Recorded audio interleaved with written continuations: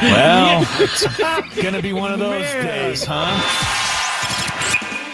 It's time to get you up to speed on all things sports. Yes! Yes! Yes! With plenty of nonsense in between. Oh, look! Here comes our fearless producer!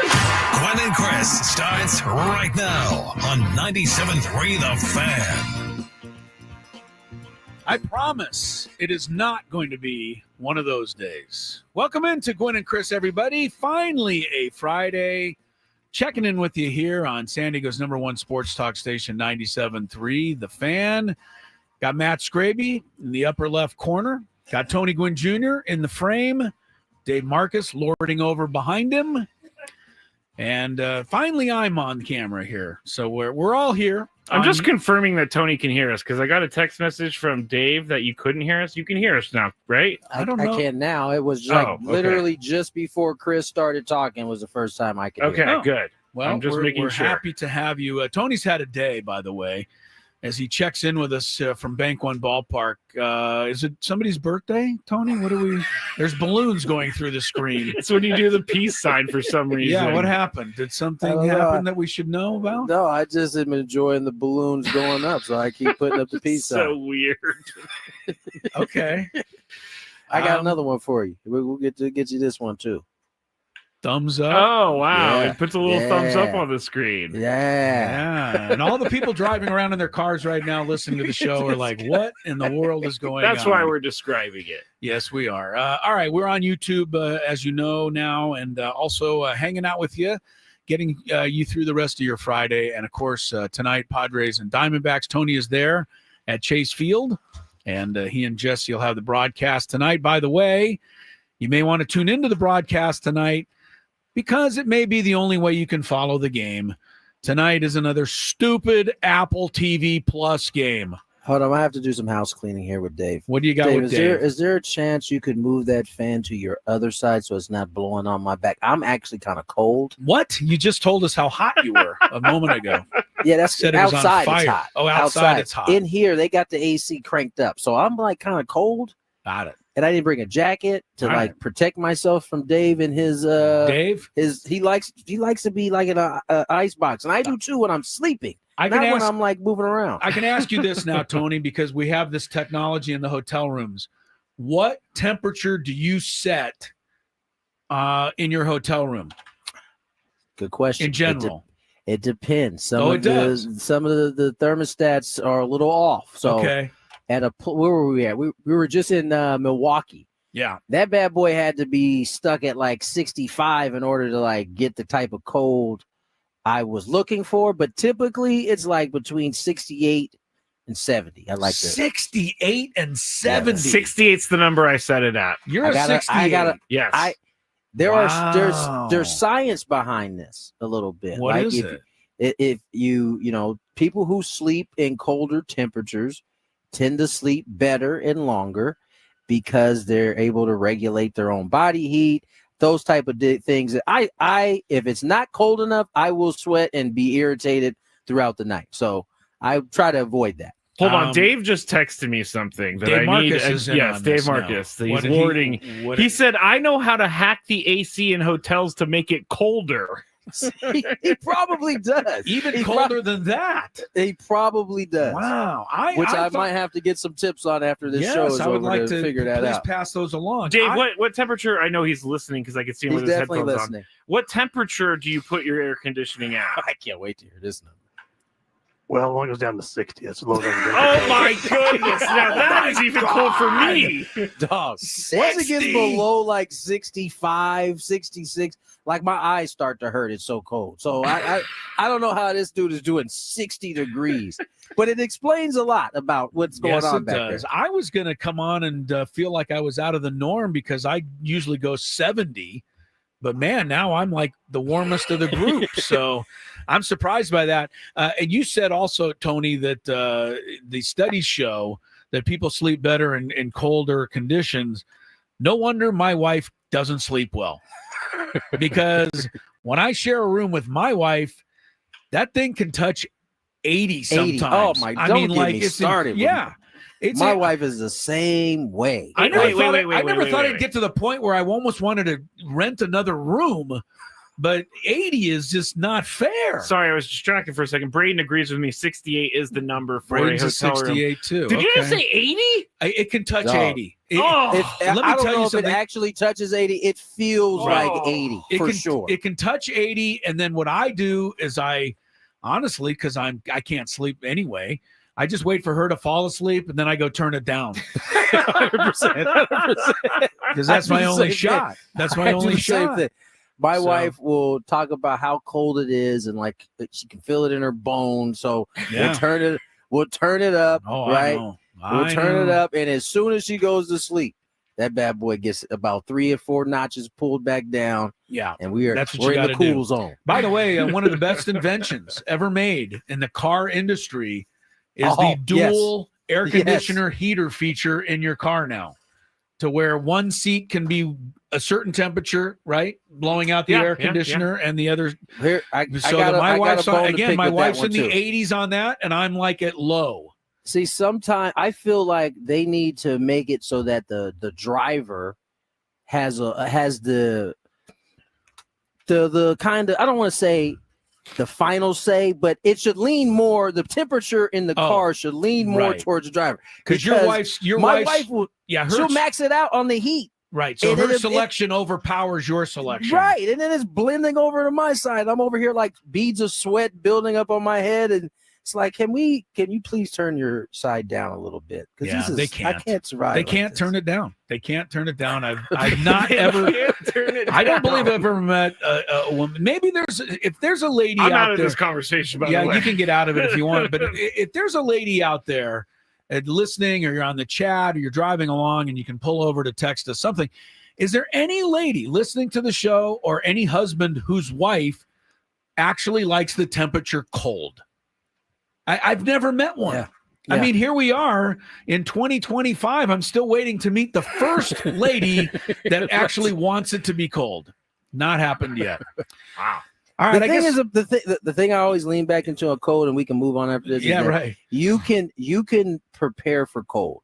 You can't do anything No. for heat. Can't There's take nothing. any more You're just clothes hot. off. No, it's over. Yeah, no. All right. Well, we hopefully we've solved some issue. I'm not quite sure which one, but there is some sports going on. We told you Padres, Diamondbacks later tonight. Stephen Kolek on the mound for the Friars, starting off a series here, 2 games back, and also 1 game back of the Giants. The good news is the Dodgers are playing the Giants this weekend. I guess it's the good news. The point being, if the Padres take care of business in Arizona, win 2 out of 3 or whatever, they're going to gain ground on somebody, because somebody else has to lose. So, hopefully the Friars get back to it. I think the series in LA is behind everybody now. And, it's obvious. We'll talk about it here if we have a little more time, but, you're going to need some length out of your starting pitching. Are you going to be able to get that length with Stephen Kolek today and with Ryan Bergert tomorrow? And speaking of Ryan Bergert, he's our guest on our Friday interview here in a little bit. But, look, they went the way of taking Vasquez out early the other day. The bullpen, had to cover 4 1/3 innings. They did get a day off. But I think, Tony, there's going to have to be a point somewhere where Mike Schilt is going to have to leave some of these starters in for 6, try to even maybe get an out in the 7th, because the bullpen is getting a ton of work right now. And I don't know that that's the best thing here in June. I hate to say it, but. Yeah, I mean, listen, It's the strength of the team, right? But it has to remain the strength of the team. right. I mean, unfortunately, you can't force starting pitchers to go deeper. I mean, I know. Vasquez was probably the only one that had a case where he could have gone out for longer.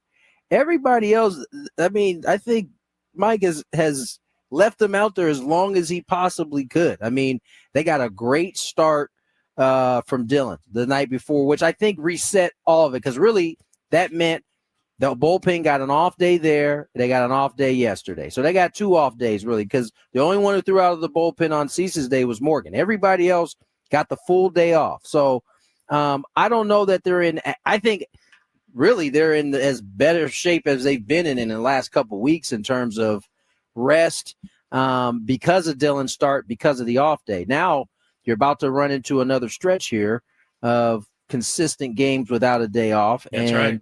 You're going to have, this is going to be the time now, to your point, that the starters are really going to have to hold up their end. It doesn't mean that everybody needs to go 7, but if you can get every other pitcher through this 5-man rotation to give you 6 or 7, that'll at least allow this bullpen to be in a comfort zone where they're not being taxed like they had. And, I think Sunday's game was really set up for the Padres. I mean, they had the guys they wanted in those spots, and it was just one of those days where that particular part of the bullpen, which is the strongest part, they didn't do as well. I shouldn't say all. Jeremiah, who was, I loved his fire after that game. Would you like to repeat to everybody what he said, Tony? I think Skraby get the beat button, but yes, he had some fire for sure. He was. You could tell he cares. Yeah, you could tell absolutely. He was irritated that he didn't throw the ball as well, especially against the Dodgers.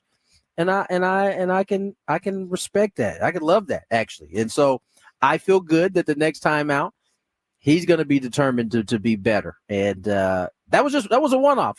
The back end of the bullpen just hasn't done that very often. I agree 100%. And I'm a fan of any basketball player that gets fouled at the end of a game and misses a free throw or two, and then on the next possession wants the ball so they get fouled again, so that they can say, no, I'm making these free throws. And I think that's kind of what Jeremiah Estrada told me the other day, which was, hey, I didn't get it done today. Give me the ball again so I can get back out there and get it done.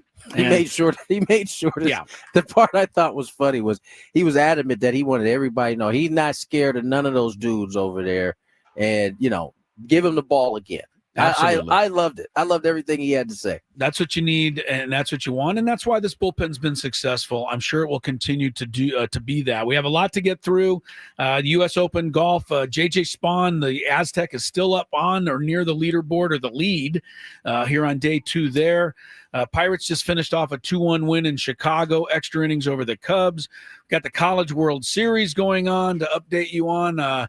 Coastal Carolina is doing the handshakes right now as they take the first game of the College World Series over Arizona. So, and the NBA Finals tonight, the Stanley Cup Finals last. Like I said, a lot to do. Let's go.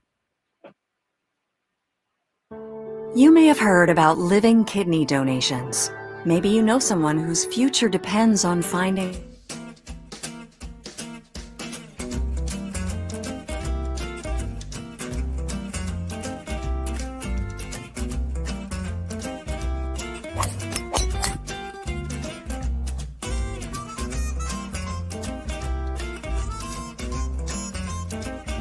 Things.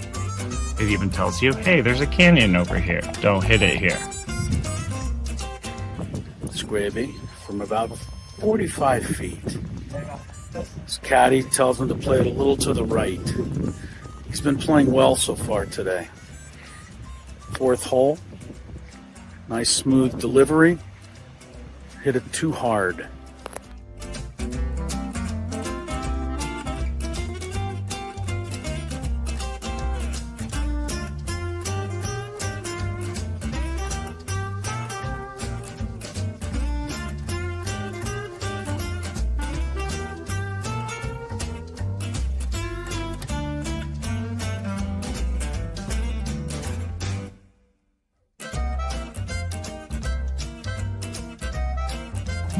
Sasquatch. So Chris says that he can't play golf, but this is the second birdie putt he's made for us. This time it was like 20 feet. Thank you very much, Greg. But once again, you're hitting some very nice shots as well. I'm not usually complimentary to you, but can't help but be complimentary. Your shot making. With my what? Your shot making. You hit some.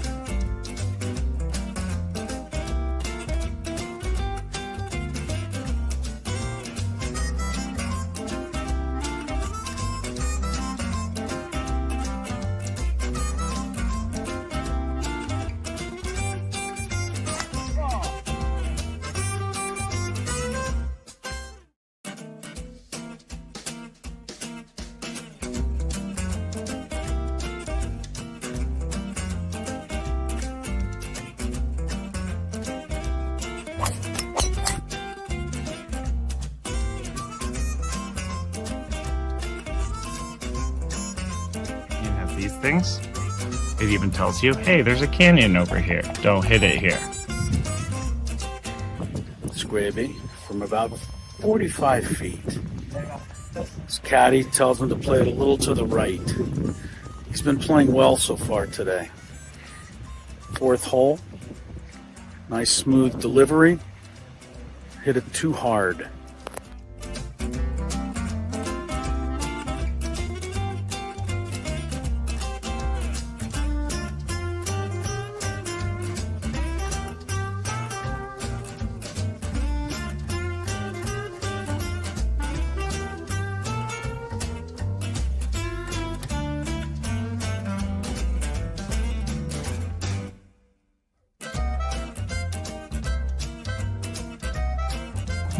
Sasquatch.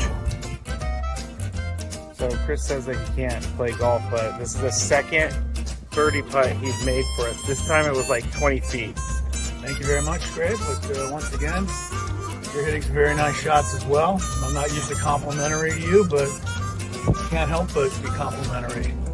Your shot making today. With my what? Your shot making. You hit some.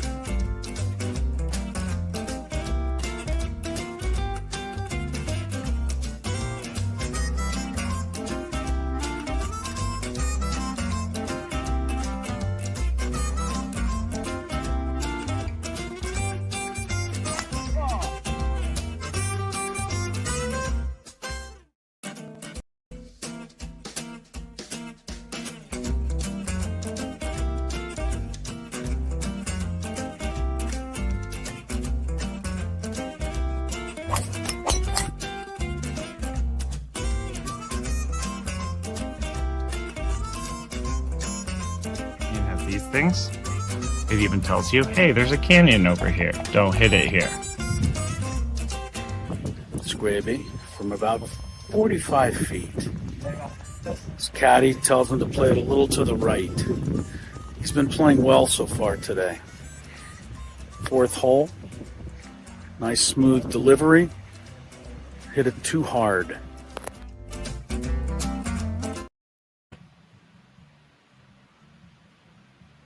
.218 on the clock. Tony Gwynn Jr., Chris Matt Skraby.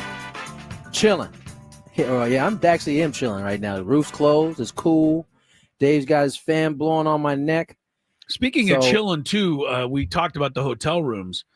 Another room we should just quickly mention that can get bitter cold is the one I'm sitting in right now with Skraby. Yeah. Yes, it can. We have no control at all. No, the thermostat in here is a placebo. Over over our is. weather, Really our weather or temperature situation here in the studio.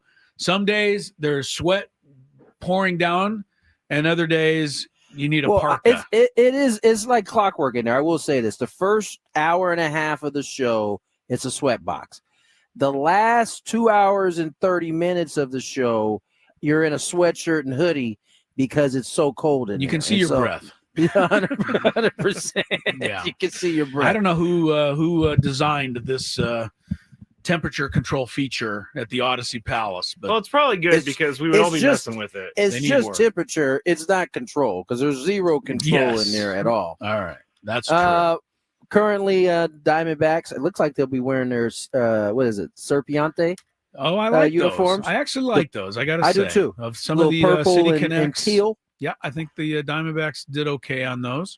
So they will be rocking those unis tonight. I've seen AJ Preller out here on the phone. Don't know who he was talking to, but saw him out here doing his normal baseball. I think his office is the field. He seen him seemingly out here all the time conducting business on the field. Doesn't AJ want to be in a place where he's a little more difficult to reach? I think this is where I think that he chooses the field because that's where he does his best work. When he's walking on the foul line side of the field, he made his way all the way to center field before they started doing anything, walked back. So, my man he's already, it's June 13th. He's probably already cooking up something we don't know about. I hope he is.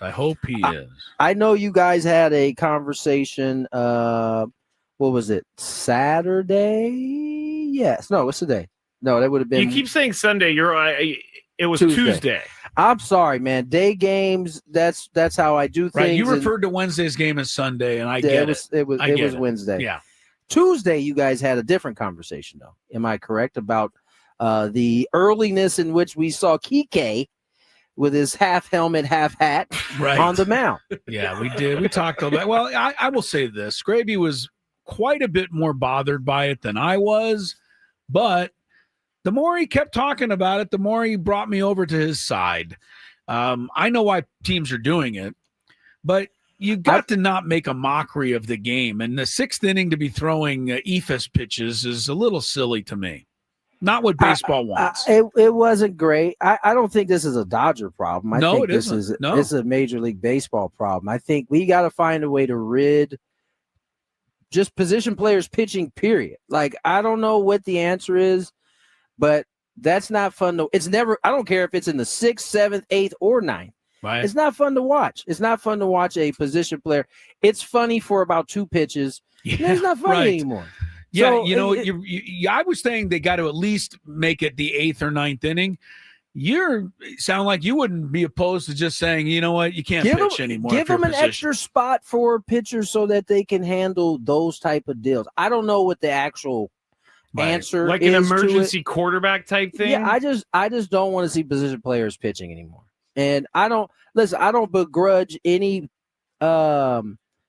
position player that does it and is doing what Kike does. Because unlike a lot of position players that have to do it, Kike is actually like a big part of their team. Like, he comes in big spots and gets pinches. So he's not trying to. I don't know if you guys heard Dave Roberts speak the next day. He said, I wasn't really happy with that 85-mile-per-hour fastball, which was the hardest one he threw in that inning. Right. He doesn't want to risk injury. He doesn't want to risk injury. Yeah. And so if you don't, I get why they're doing it. Now, the Dodgers, in their defense, they are at an extreme level of injuries with their pitchers, unlike anybody else in the league. So they did what they had to do. I understood it, but it wasn't fun to watch. We need to move away from position players pitching, period. I have never liked it. I have always hated it. But, as I started to learn the game, I started to realize why teams were doing it, but it's still not fun to watch. You know what I'm saying? So I feel the same way. In that particular situation, I didn't have as much of an issue with it because I knew why they were doing it, why they had to do it. And plus, I didn't care because the Padres were going to go score some more runs anyway. So it was all good from my standpoint. But I get it. Like, I hate watching position players pitch. I really do. Let me ask you this, Tony, as far as resting bullpens and trying to keep everybody ready and trying to navigate your way through a season. Mike Schilt, and I think you'll agree, clearly he and his staff made the decision on Wednesday that Vasquez was only going to go twice through the lineup. And I'm pretty sure they decided it before the game ever started. I don't think there was any question. We know that in the top of the 5th inning with a 1-0 lead, Vasquez went out to the mound and Adrian Morejon was already throwing in the bullpen. 100%. So I knew that he was coming in to face Ohtani, and he did. And we know what happened. To me, I look, they had a plan. I like that. And, if you want a Monday morning quarterback, it's fine, but I'm not going to do that. What I am going to ask is, Vasquez pitches next week against the Dodgers again, right? In L.A. So is it already been determined next week in L.A. that he will not be allowed to go more than 2 times through? You don't think so? You think this was a special case? I don't necessarily think it was a special case either. I think based off of the way Vasquez had been throwing the ball in his previous 3 starts. Okay. Let me ask you this. When you saw the matchup on paper before the game ever started, right? What was your first thought of Vasquez facing the Dodgers? I can tell you lineup? what it was because I wrote it down on my notes on a scorecard. What was? And my thought was, how many batters is he going to walk against this team?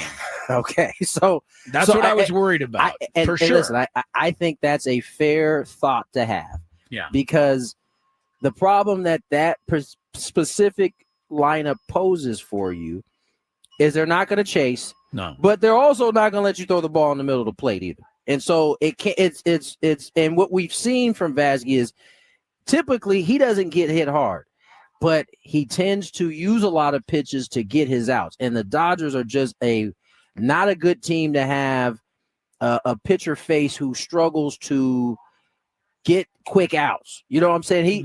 Vasquez can go 0-2 and be 3-2 in a matter of, 3 more pitches. Right. And or it could be more. Foul pitches are fouled off. And in essence, you end up not even going that far because you end up throwing so many pitches. But what ended up happening was he threw the ball really well. But I don't think they trusted it enough. I'll be real. I didn't necessarily trust it enough another time through. The previous at bat, Ohtani hit a ball to almost the warning track opposite field. And that was it seemed like every at bat he was getting a little bit closer. So the third bat came around. It just made sense at the time. I don't think anybody really batted an eye too much. No. Obviously, it didn't work out the way you wanted to, but I think that was the plan for that night. Now, Vasquez will have his next start will come against the Dodgers, and he will have put what he put down in that scorecard in the coaching staff's mind. So that's all going to be calculated. You know what else is going to be calculated? Where the bullpen is come 3 days from now after this series with the Diamondbacks. And so it all goes it's not going to be it. It can't be predetermined that he's going to only go 2 times through the lineup. If the bullpen is taxed by the time his start date comes up again, guess what? They're going to leave him out there a little bit longer unless he's not capable of doing it. Right. Well, here's the reason that I'm concerned is a little bit for Vasquez, because I do think that, there are occasions where he should go 6 innings or more, because I think he's starting to earn that right. But you're right, not necessarily against Ohtani and Betts and Freeman. So I get it. But now you have Kolek. You also have Bergert in the rotation. You're probably not going to be too, eager to let those guys go 3 times through the rotation yet either. And I don't see how you can manage your team when 60% of your staff is coming out of the game in the 5th inning. And that is going to be difficult for them to navigate that. That's just right now in June, though. Okay. That may not be the case. With the exception of Vasquez, who had some starts under his belt last year. I mean, Kolek and Bergert are kind of, new to the mix. And in the same way, they didn't let the younger guys, go deep last time until they kind of earned it. I think it'll be the same way. Kolek, if he is rolling like we've seen him, I don't think they would hesitate for a 3rd time through. I think you gotta build the confidence as much as the staff has to have confidence in the pitcher. The pitcher has to kind of earn that confidence by going out and pitching well. And the Dodgers, if we're being real, that's a step up in test for a guy for anybody, right? Even listen, I remember when Joe came here for his first couple outings against the Dodgers did not go well. As he started to learn them, he figured out different ways to get him out, and he's had a little bit more success since then. And so I just think that was more of let's not bite off more than we can chew. We got our guys lined up the way we wanted after their off day yesterday. We got our off day tomorrow. Let's go get it with these guys. And I think it just didn't work. Fair enough. We'll see where it goes. It could be interesting, because now they had a day off yesterday. So how they manage the bullpen and moving forward here is going to be really interesting to me. Tony, did someone hit the jackpot on either that or an ice cream? machine? No, I think an ice cream truck just backed into the booth. It's the longest back in ever, by the way. I think there's some type of fire alarm going off in the stadium. So unfortunately, that sound is going to be with us probably into the next segment. Oh no. Oh well. Let's get to break. More Gwynn and Chris on the other side. Ben and Woods on the Fan. And we are joined right now, Jake Mintz from Cespedes Family Barbecue and Young.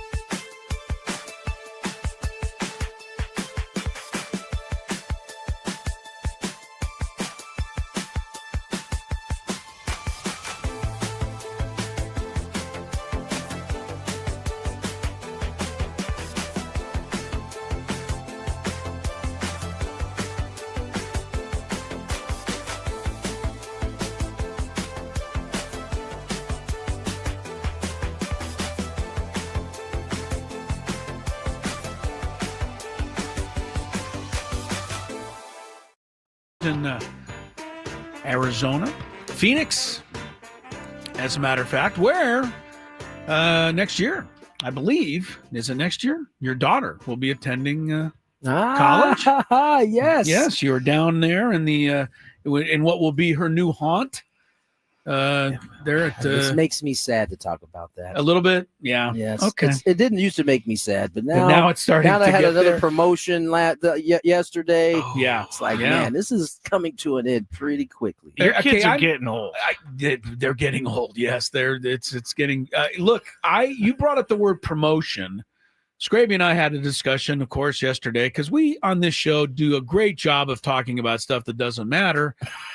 It's what we do best. Yes, really. right. When did graduation become promotion? know. Because I wasn't don't given know. the memo. I don't know. I think I went away to school, played some professional baseball, and then one day I was like, "What's a promotion? What is that? Yeah. Somebody got a job promotion?" No, that's what I thought. School. Yeah. So, What? well, congratulations to your daughter on the promotion. Thank And, I'm sure she's excited. We have Lori and I have a niece that's going to Arizona State starting next year. So Oh, they'll be in the Turn same up. neck of the woods. Turn up. All right. Arizona State don't play around. No, you and I could, we could make visits together down to Phoenix next year. I'm sure that'll be Yes, a we big could. thing. All right. Padres and Diamondbacks tonight.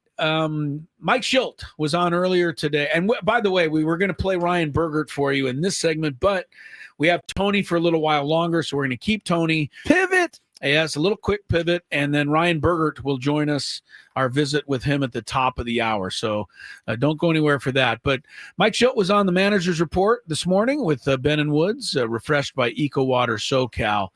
One of the things he talked about was moving any talk, any discussion yet of, moving Fernando from the leadoff spot. And I think in general, maybe kicking the lineup around a little bit because we've said it, and it really is true right now. Manny is kind of carrying the load. I don't think it's going to last forever. I don't think you think that either, Tony. Fernando, Jackson Merrill, though, to me, are the two key guys that absolutely positively have to get going here, and sooner rather than later. The reason I say that is a rise is going to be a rise. I still think, Xander can do a little better. So can Jake, but I don't think either of those guys have the ability to carry you the way Fernando and Jackson can. And so I think that's what I'm keeping an eye on here in the next week or two is whether these guys can get hot again. Your Excuse thoughts? me. Sorry, I had a nice little yawn there. I'm glad I'm putting you to sleep. Oh, yeah. My comments with Now you my know how I feel. commentary. Oh, hardy har har.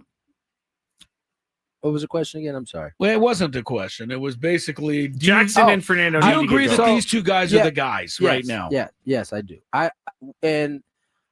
don't know that it's yes, they're definitely the two pieces that the Padres definitely want going. Yeah. Because what was apparent in the first two games of that series versus the last game is that Toddy was on base 2 to 3 times in the first two games, and he was on none in the last game.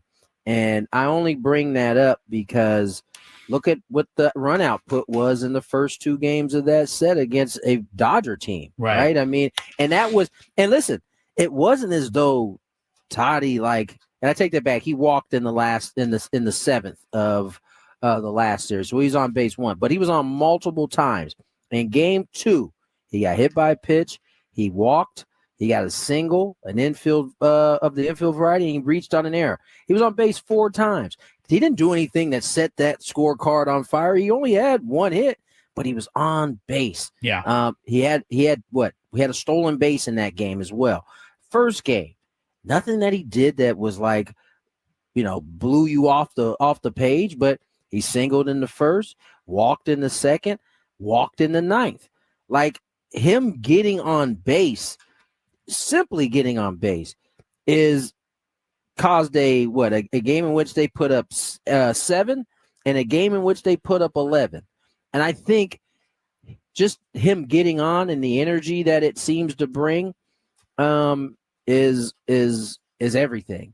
I think it just kind of loosens up the lineup moving down. Now, I don't know if, maybe because you guys are, the question was did we ask the question? Did we even we're going to hear what Mike Schilt had to say about the potential of him moving from the leadoff spot. I'll get to my other part after. Right. Let's hear what Mike Schilt said to Ben and Woods this morning about that. The lineups,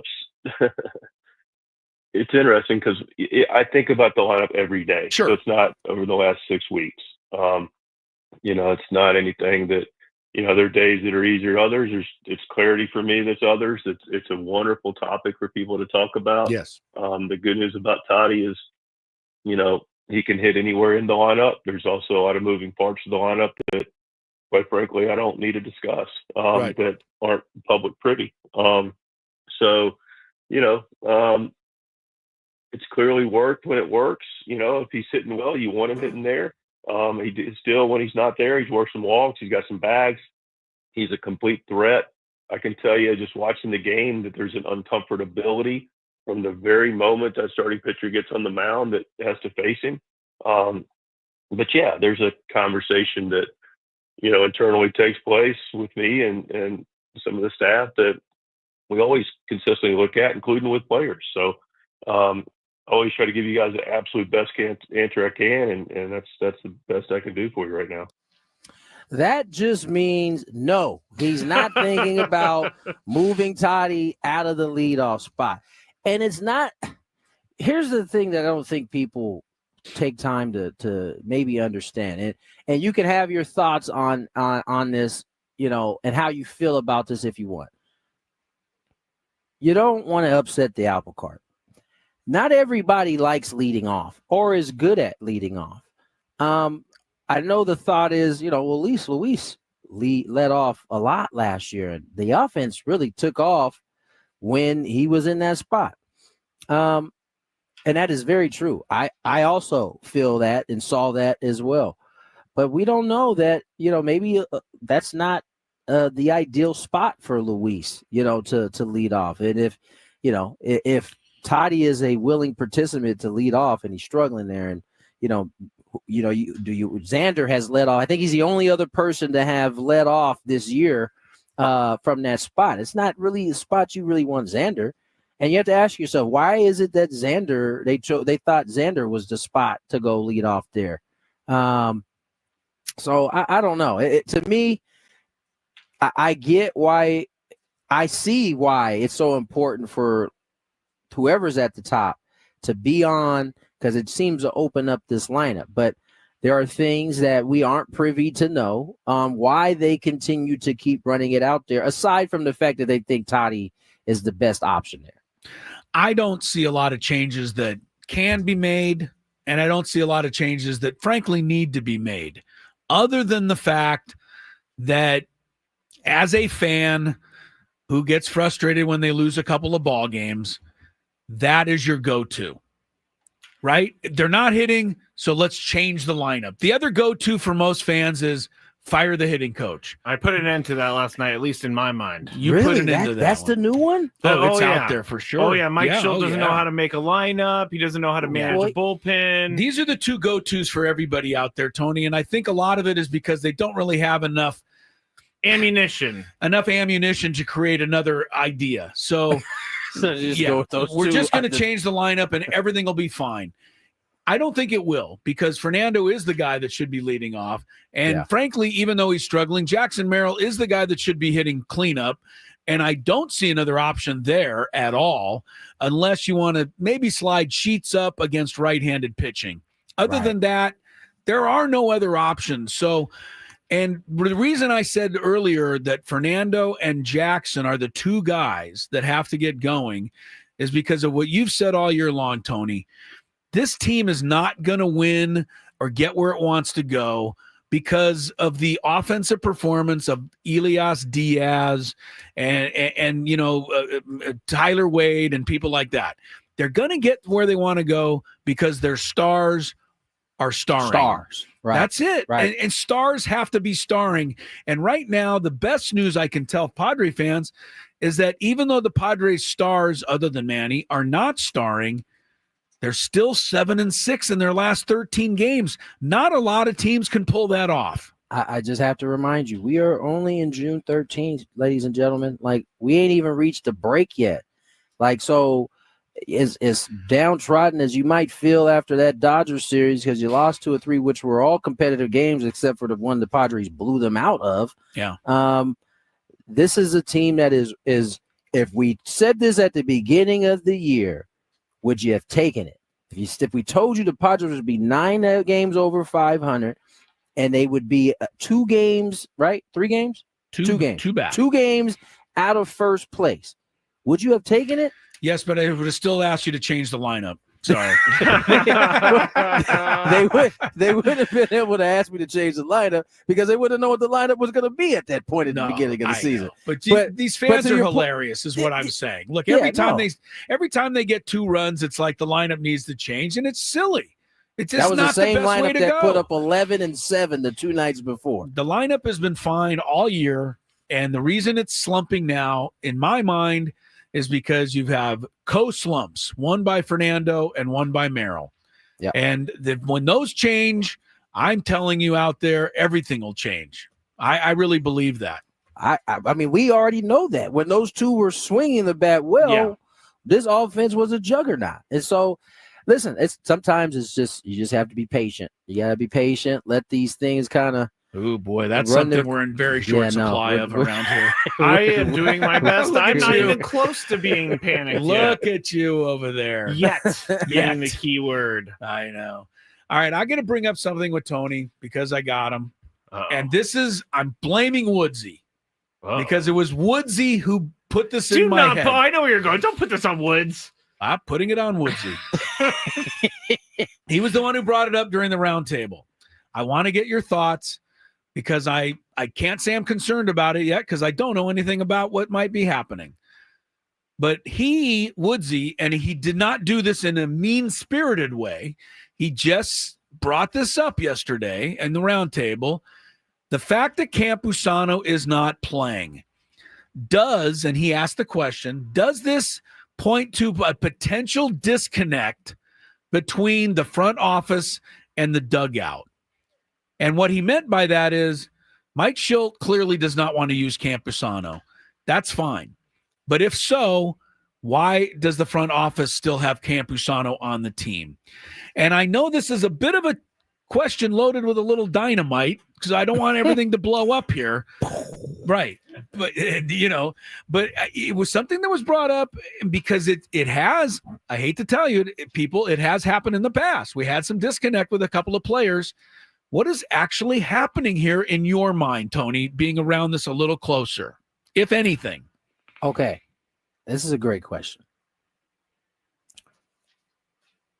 We're talking about Luis Campusano. Correct. Who does not have a hit yet at this point. Yeah.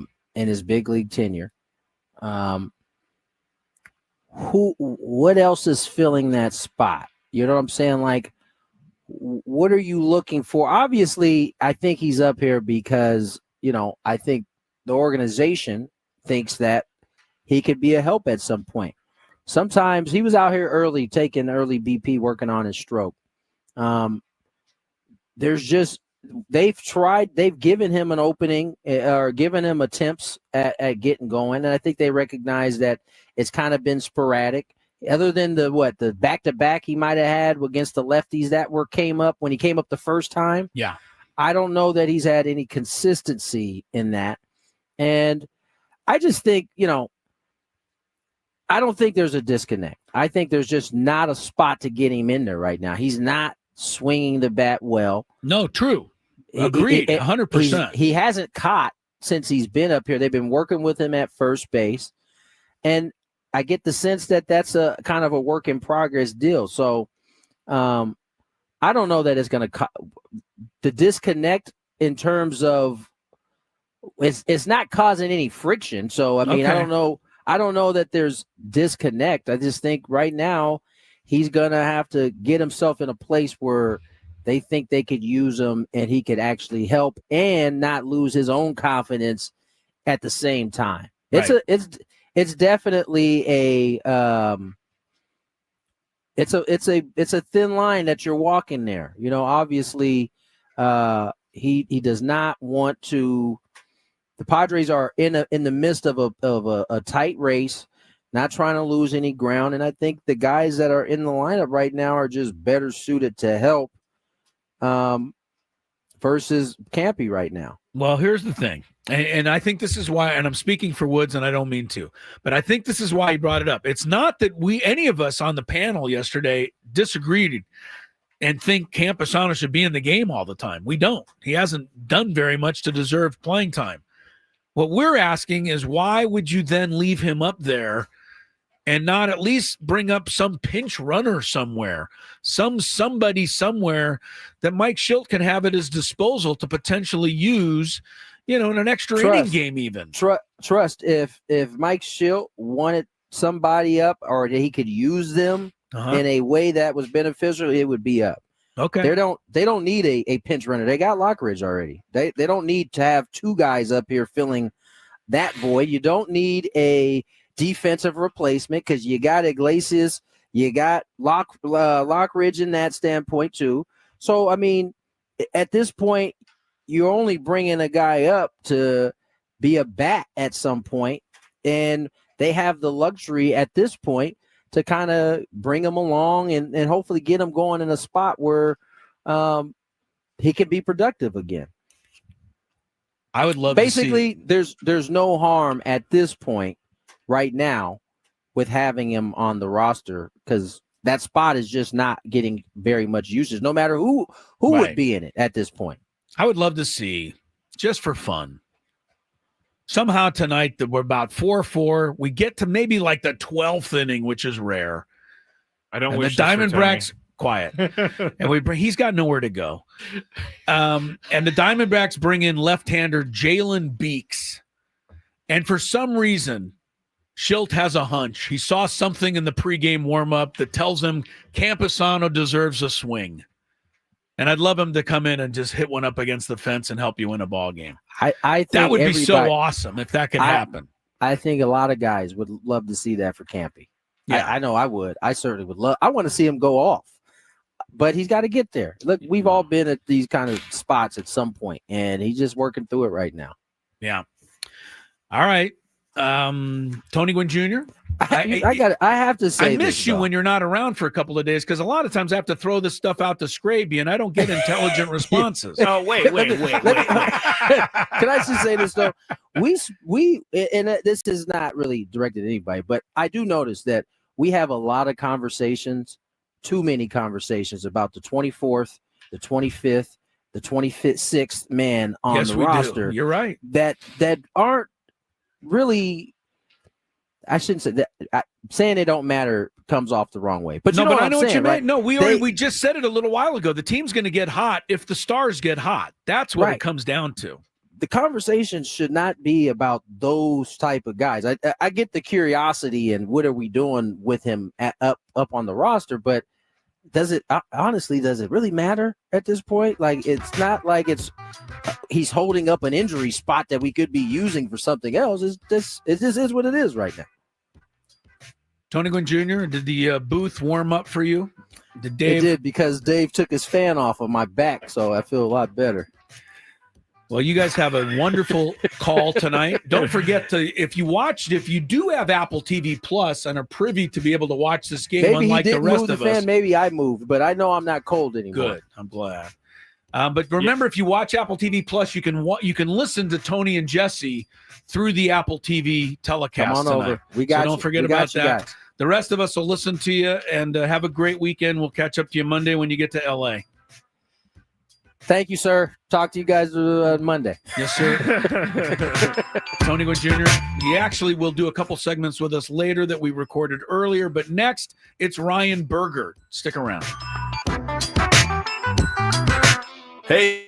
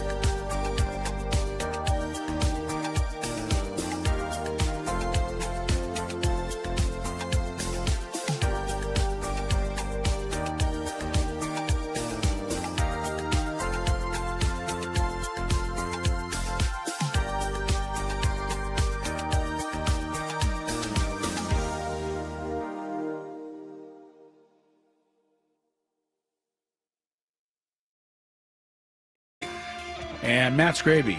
Skraby and I are together here in the Odyssey Palace Studios. Tony down in Phoenix, Arizona. Tonight, Padres, Diamondbacks. By the way, they might want to introduce themselves.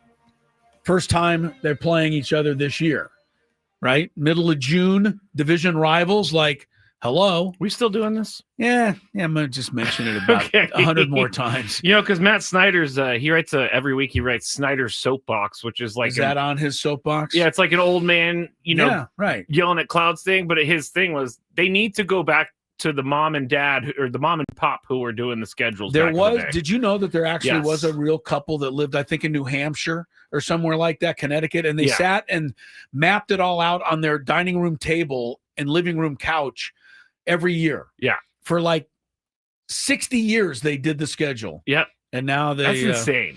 And now right. I mean, how difficult would it be to do? Well, now you have to have AI do it because, AI has to do everything. Well, somebody tell AI that the Diamondbacks and Padres are in the same division. Diamondbacks lineup is out tonight. This is what Stephen Kolek will look at. Corbin Carroll, Ketel Marte, both guys are red hot, by the way. Geraldo Perdomo. Josh Naylor, former Padre, sneaks in there. Eugenio Suarez, who either goes 0 for 4 or hits 2 home runs, one or the other. Lourdes Gurriel Jr., currently the better of the 2 Gurriel brothers. Are they brothers? Yes, they are. Oh, wow. Yuli and Lourdes. Pavin Smith is the DH tonight. Gabriel Moreno, Alec Thomas close it out for Arizona. Ryan Nelson will face a Padre lineup that has still not yet been announced. At the U.S. Open Golf Championships, our guy J.J. Spawn got to right the ship here, Scrape. It's got a couple of holes left, but he bogeyed 15 and 16. He's falling out of the lead. Well, the guy who is the challenging leader? him. Oh, right now it's Sam Burns. Oh, Sam Burns. George Burns. I thought it was the old comedian George Burns. Sam Burns was the guy who he shot 62 on Sunday at the Canadian Open and then lost in the playoff. Well, he's got the lead in the clubhouse here at 3 under par. But we'll talk more about the golf a little later. But I think, and don't get me wrong, I love to see these guys challenged. I do. I don't want them just getting birdie, but I also don't want them getting bogey. And I mean, when you're looking at McIlroy +8, DeChambeau +8, Scheffler +4, just on down the line, Xander Schauffele's now +4. See, that doesn't tell me that the course is too hard right now. That doesn't tell me that the course is too hard because there are guys that are playing well. There's 4 guys under par. This is a tournament. U.S. Open. Okay. That's what the U.S. Open is. Like I said, I want them challenged. I don't like to see it. To me, it's an unsightly.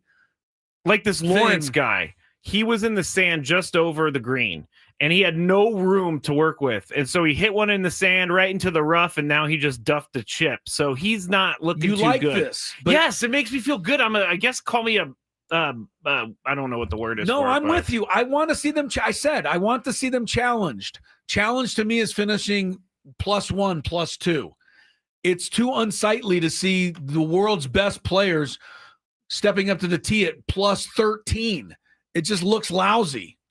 That's all I'm saying. I like it. I'm glad you do. U.S. Open because the other tournaments are like they win 28 under. I don't want to see a bunch of great shots. I want to see. You're not hearing what I'm saying. I am. Hearing. I agree with you. I think this is too much, though.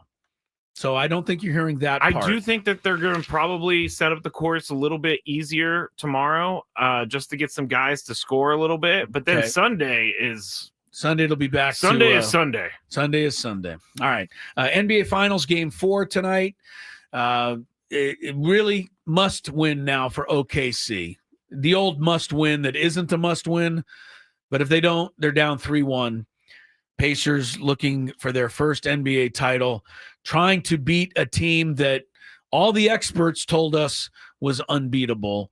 One last thing to update you, Stanley Cup final last night, another incredible game, another overtime, and another overtime goal for Leon Draisaitl of Edmonton to tie the series. Draisaitl has scored both overtime goals for Edmonton in this series, and he has 4 overtime goals already in this year's playoffs. That's unheard of. So that series is tied at 2. It's been great theater, even if you're not a big puck head. All right, Padres. Is that what they call them? Sometimes they do. Okay. Tonight, Stephen Kolek. Tomorrow night, Ryan Bergert. And so far, so good for Mr. Bergert. His first 2 starts have been outstanding. Guy's got a 1.26 ERA. Take that. We got a chance to finally meet this young 25-year-old right-hander who is born and raised in Canton, Ohio. Oh, wow. Home of the Pro Football Hall of Fame. Wow. He went to school at West Virginia University. Now a Padre. Skraby and you will now meet him. It is time, indeed, for our Padre Friar Friday interview. And we're really excited today to be joined by one of the newest Padre pitchers. Ryan Burgert is our guest today. He's down in Arizona, of course, where the Padres are playing the Diamondbacks tonight. Ryan, Mike Schilt made the announcement about, I'm going to say, 4 or 5 days before the very first spring training game. He's told everybody the guy's going to throw the very first pitch this season is Ryan Bergert. How did that make you feel when you got that news? Even it was only a spring training game. I thought that was a nice way to start things off. Yeah, it was a huge honor, honestly. I was very excited to do it. Honestly, a little surprised, but at the time being, but yeah, it was a great opportunity, and I just had fun with it. Did that get you thinking at all? Maybe this is going to be a situation where I'll have a chance to open some eyes and potentially get where I really want to go this year, which is up to San Diego? I mean, yeah, for sure. When they first kind of told me, that was kind of my number one goal. I mean, anytime you throw in front of those guys as a minor leaguer, your goal is to go out and show them what you can do. So yeah, I just kind of took that opportunity and ran with it. So we're talking to Ryan Bergert for Friar Friday here on 97.3 The Fan. He's going to be starting tomorrow against the Diamondbacks. But I saw Mookie Betts and Jackson Merrill on a podcast say Giants fans are the meanest. Now, I'm not going to ask you to comment on Giants fans or anything, but you did make your first big league start in San Francisco. What was it like to go into that hostile territory for your first major league start? I mean, I didn't have that big of an issue. I feel like whenever I'm pitching in the game, I'm pretty locked in, not really trying to focus on anything outside of the game and pitching. I'm sure those guys in the outfield can hear a lot more than I can from the mound. So it was hostile. It was, very loud. But, I just try to calm my nerves and, kind of focus on my job, and I just kept on rolling. So nothing that he hadn't heard before in college at, pitching for West Virginia, I'm sure. Playing some rivals back there. Ryan Burgert is our guest. Matt just mentioned it. You're starting tomorrow night. So take us through what you are doing tonight. You're obviously, paying very close attention. This is the team you're going to face tomorrow. Will you sit with Ruben Niebla? Is there any, kind of plan of attack, or do you see how it goes? I know back in the day, and I don't know that this happens anymore, but the next day starting pitcher used to actually chart the pitches for the game tonight as a way of kind of getting familiar. So take us through kind of what your plan will be tonight in preparation for tomorrow. Yeah, I mean, today, later at the ballpark, we'll go over all the hitters and talk about attack plan with pretty much the whole pitching group and Ruben and Fritzy, and then, go out to the game. I'll watch how Kolek attacks guys and what's successful, and put that maybe in my notes that I already have written down on these guys and my own individual attack plan. And then going into tomorrow, sit down with catcher, whoever's catching me that day, and go over the hitters one by one, what we like, what we don't like, what we like in certain counts, certain situations, and then kind of go out and try to execute as best we can. So you don't, to be clear then, you missed out on the time in the world where you would have to sit there all night with a pen and a piece of paper and mark down where every single pitch went tonight. Yeah, up here they don't do that as much, but I did have to do that a few times down in Double A. All right. And High A. They have StatCast now, Chris. Yes, I know, but look, I feel better that he got a chance to experience that. Yes. Yeah, I got a taste of it. All right, good. That's important to me. We're talking to Ryan Bergert here on 97.3 The Fan for Friar Friday. Both starts, Ryan, have been really, really good, and both starts have come on the road. My question is, what kind of adjustments did you make between the first and second start, if you made any at all?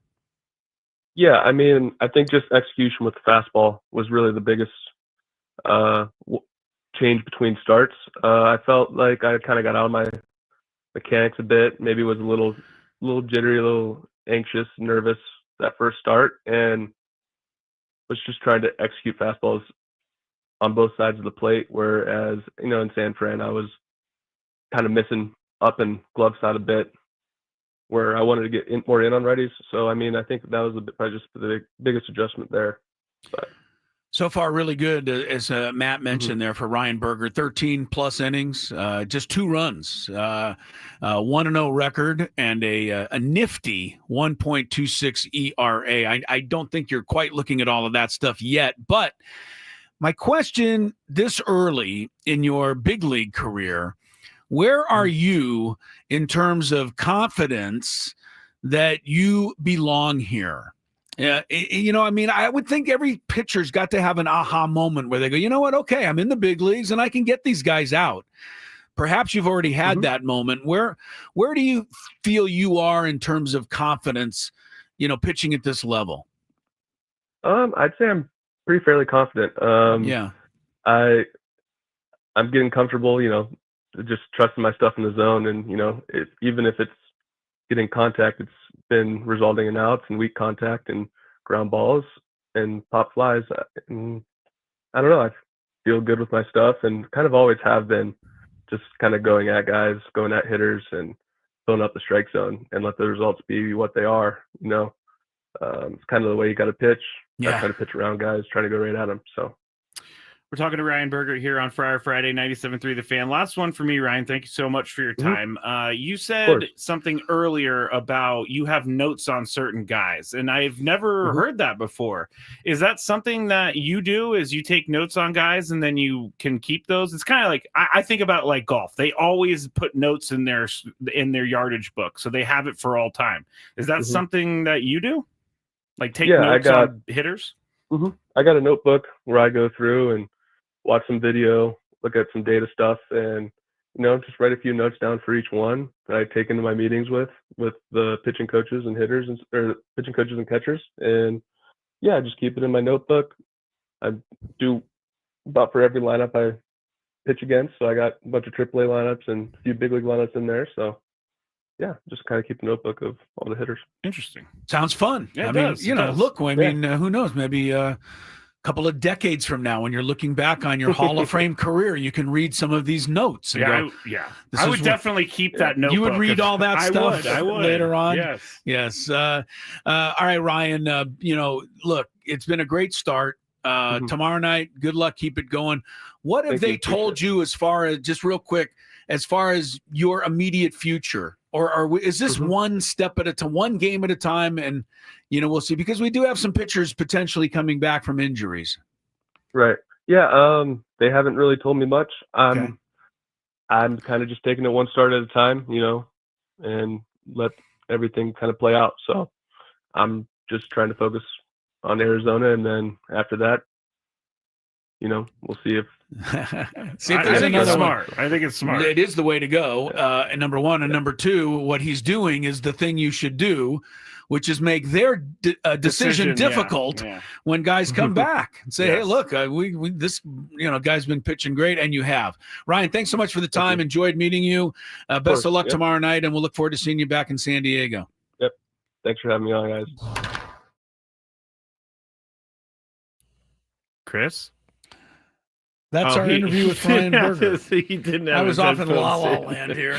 I was looking at hilarious. I was like, I'm looking at where are you? I'm looking at U.S. Open golf scores and trying to add, use my abacus to add up all the high numbers here. All right, good stuff there. Ryan Burgert pitching tomorrow night. we are pitching you some traffic, and then we got a Daily Gambit. Gambit to get to next. Stick around. From the 855 Get Ross.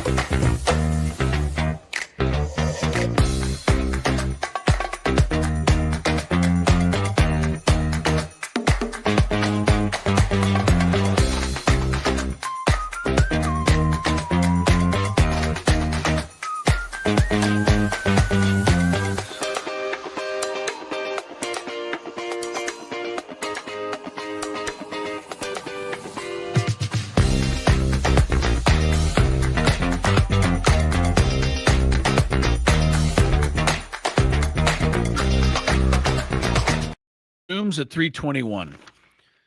Padres lineup is out.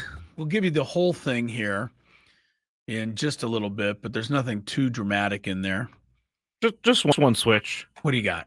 Diaz to hitting 8th and Tyler Wade hitting 9th. That should turn the offense around completely. Well, hey, Tyler Wade's my MVP. You guys out there keep asking for lineup changes. There you have one.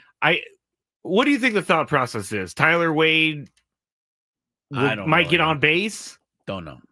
Instead of having the automatic out at the 9th spot, now you have a guy who have it at the 8th spot. Might get on base. I'm not sure, and I don't think it matters.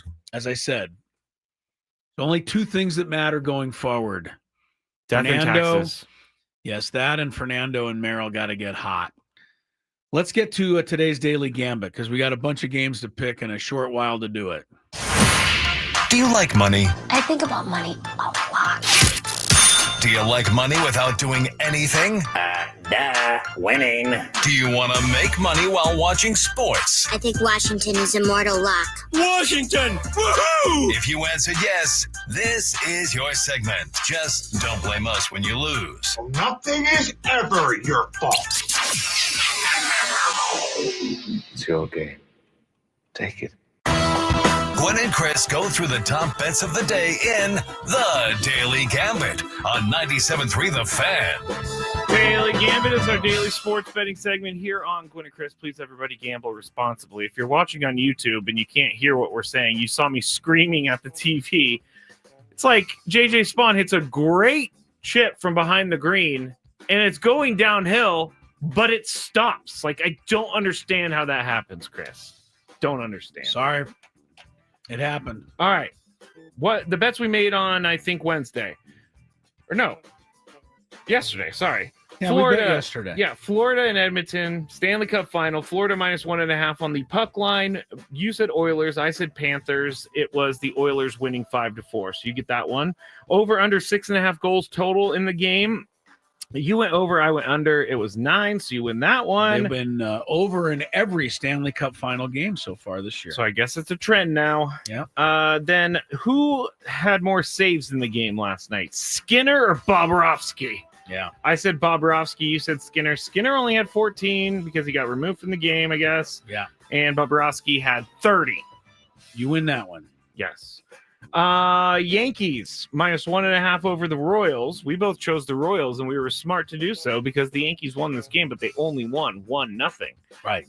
And then Detroit and Baltimore over under 7.5 runs in the game. We both went under. We were both correct. It was 4-1. And Tarek Skubal over under 7.5 strikeouts. Both of us went over. He only had 6, so he was under. And then Jacob Mizorowski, who we'll talk about in the Big Five. Oh, this guy. You better leave me a lot of time to talk about this guy. Over under 4.5 strikeouts last night. Chris said under, I said over. He had 5, so I win that. All right, we come into the final day of the week. Skraby's got a nice cushion, 14-8. Chris is 9-13. OKC -6 at Indiana. Game 4 tonight. Keep in mind, OKC is now 0-8 against the spread on the road. It figures that they're going to win tonight and even the series, but never mind. I'm going to still take Indiana. I just am not enamored with OKC, especially on the road. I'll go OKC because if they go down 3-1, yeah, I agree. Game over. They still got to win by more than 6. 227 points over under. The last game was 223. They've been pretty close to this. What do you got for tonight, Scrape? I'm going to go under. Under. I'm going under also because OKC supposedly plays defense. I haven't seen it yet. Maybe it'll show up tonight. SGA 33.5 points over under.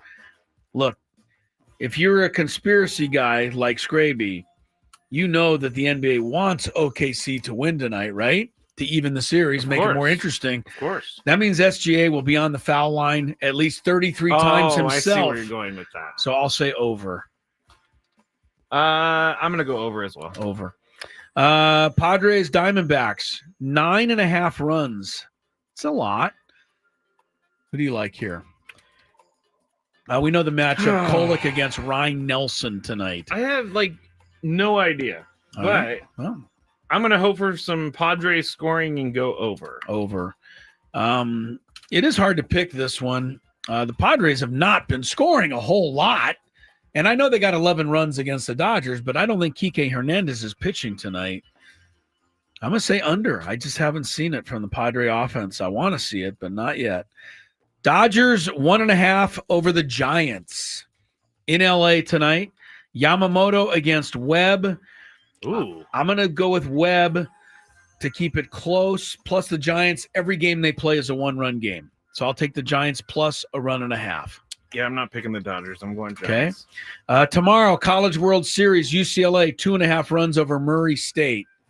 I know who we both want here. I'm going Murray. Yeah. I hope Dave Marcus is listening. Murray State, baby. Baby. Don't know anything about him. Paige Becker's 16.5 points. He's back in action tonight for Dallas at Las Vegas. I say she's under tonight. Las Vegas is good, and Becker's is coming off of an injury. I'll go under too. All right. Tomorrow, Edmonton is now favored over Florida in Game 5 by 1.5 goals. That'll be tomorrow in Edmonton. Series tied at 2. Skraby. What you got? You going with the oil, or are you going with the I'm going to go with Panthers? Florida because these games have been 1-goal games. You got to go with Florida. Yeah, I'm going to go Every Florida. game's been overtime. Yeah. 3 of the 4. Yep. One last one, returning to baseball. I found this one interesting. Garrett Crochet, strikeout leader, pitching tonight in Fenway against the Yankees. Oh. Crochet, 7.5 strikeouts. I'm going to say under. The Yankees usually make contact, but Crochet gets a lot of strikeouts. Who do you like here? Over. Over. All right, we'll see how it turns out to next week. On Monday, J.J. Spawn finishing out his round at the U.S. Open. He's still on the leaderboard. That's the good news. We'll get the latest when we come back and also get into today's countdown when Gwynn and Chris resumes. Ben and Woods on the Fan. Coming up.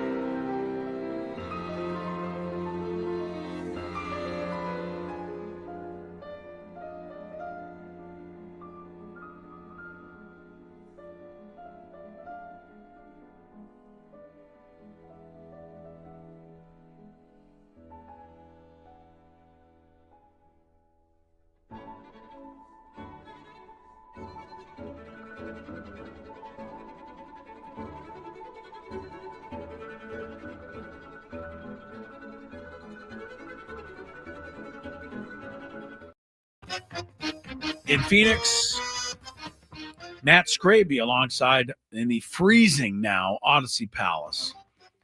The temperature has been a big theme on today's show. It has been. It is warm in Arizona, according to Tony. I guess that means the roof will be open tonight. No, it's closed. Oh.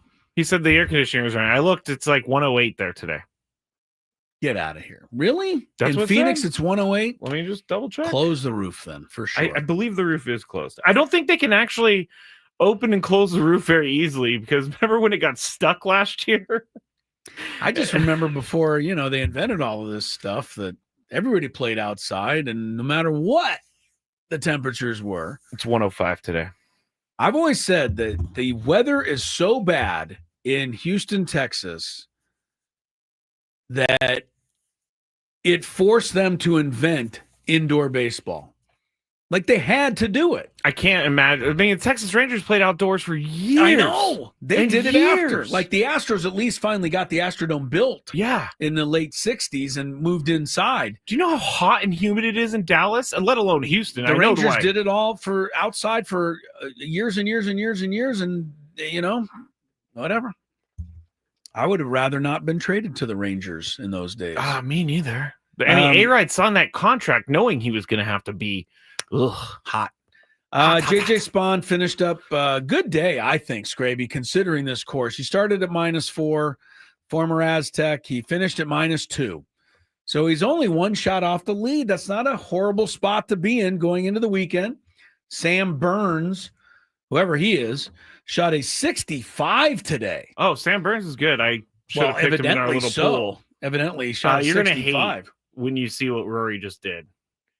I'm going to hate what he did? Yeah, he slammed his club down on something and he broke it. I don't know what he broke, but he broke something. Is that a penalty stroke? No penalty, but definitely frowned upon. Yeah. Definitely frowned upon. I'll take it easy on Rory. But he's not going to be here much longer. He's out of the tournament. He's not going to make the cut. But I'll take it, and I guarantee you he'll go jump in his car and drive home again. Oh my goodness! The point is Rory does a lot of things that I frown upon, at least. All right, give me a Padre lineup, and then we got our countdown today, which I think is going to be fun. I don't know if everybody is aware of it out there. Maybe you kind of are one of these people, but maybe you're not.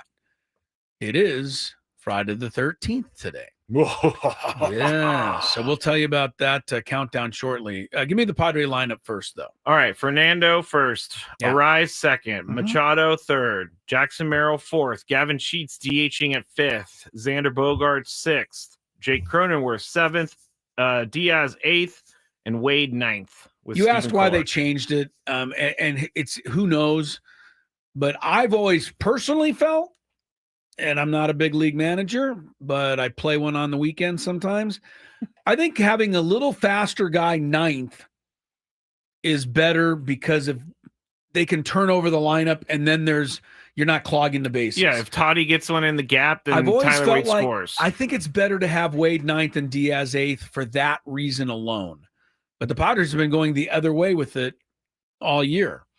Look on the other side. Arizona has their catcher, Gabriel Moreno, eighth, and Alec Thomas, who might be a little better player, but he's ninth. So they're doing kind of what I'm talking about. And so are the Padres tonight. All right, 6:40 for the first pitch. Sorry, it's on Apple TV. I just leave it there because the whole thing annoys me, and I've said it so many times. Well, it annoys me too, but if we're going to talk TV for a second, because we got a couple minutes. The golf yesterday was on Peacock, the app. It wasn't on NBC, which is on today. Right. Like, they make it so hard for people to find it now. You have to be a professional. I couldn't find it. Yeah, you need to be a professional channel finder now. You told me yesterday to locate this stuff. The first round in the morning was on USA. I'm like, it was. I went through every single channel. Well, I ended up on it by accident. I didn't even know I was there. I was like, oh, yeah. Look, you don't even know. Look, the NBA Finals, channel ABC. 10 for us. But You could have looked on ESPN. You could look on TNT. You could look on TBS. You could look on NBA. You True could look TV. 4 or 5 places before you get to the NBA Finals, which you would think would be something easy to locate. And then you got like 5 alternate broadcasts that are out there. Just a lot. All right. Just It's hard. Oh, man, our life is so hard, Chris. Yeah. We got it rough. Ready? Let's see. I updated the golf. We did the lineup. We complained about Apple TV. And there's still 2 hours to go on the show, so we may do that a few more times. Yeah, probably. But first, yes, because it's July 13th. June. I mean, Friday the 13th. Friday the 13th. Thus is today's category in the countdown. From the 855 Get Ross Traffic Center, protecting San Diego after accidents or injury. Watch out for a stall on the eastbound side of the 8 right at the 5. It's taking out the center lane, and the delays, they go all the way back to the sports arena. And the 5 southbound, you got a couple of problems. At the 52, there's a crash blocking the center divider, and then a motorcycle accident a little bit further south at Old Town Avenue, exit 19 slows you down. Also, watch out for a collision on 15 southbound right at the 8. This traffic report brought to you by Islands Restaurants. Big on protein, rich on flavor, the new $10 Islands Restaurant Protein Bowls are here for a limited time. Packed with over 40 grams of protein and stacked with fresh ingredients for the flavors you love, just in a bowl. Find your protein paradise at islandsrestaurants.com. I'm Suala with Gwen and Chris, San Diego's #1 sports station, 97.3 The Fan. It's now time for Gwynn and Chris to rank their top 5 of the day. Gonna grip and rip as usual. But this isn't just a regular top 5 list. I love it. It sounds sadistic, but I love it. This is the countdown. And it starts right now on 97.3 The Fan. All right, this is Skraby's idea today, and I thought it was a good one. It's June 13th, or it's Friday the 13th. My goodness. Get this right. It is also June the 13th, but mostly because it's Friday the 13th, we decided today to count down our top 5 superstitions and or things that are so routine, like we have to have things a certain way, which I think is similar to a superstition. It is. It's more right? like, for me, it's more of my OCD Yes. problems that I have. And yes, I have that as well. So I do a lot of things because of that. And I'm sure a lot of us do. So there we go with the countdown idea today. Top 5 superstitions or routines. Your subject. Yeah, your subject. You go first. I say. All right. So What my you got? first one, we talked about it. I don't know why we talked about this, but we did like a month or 2 ago. Okay.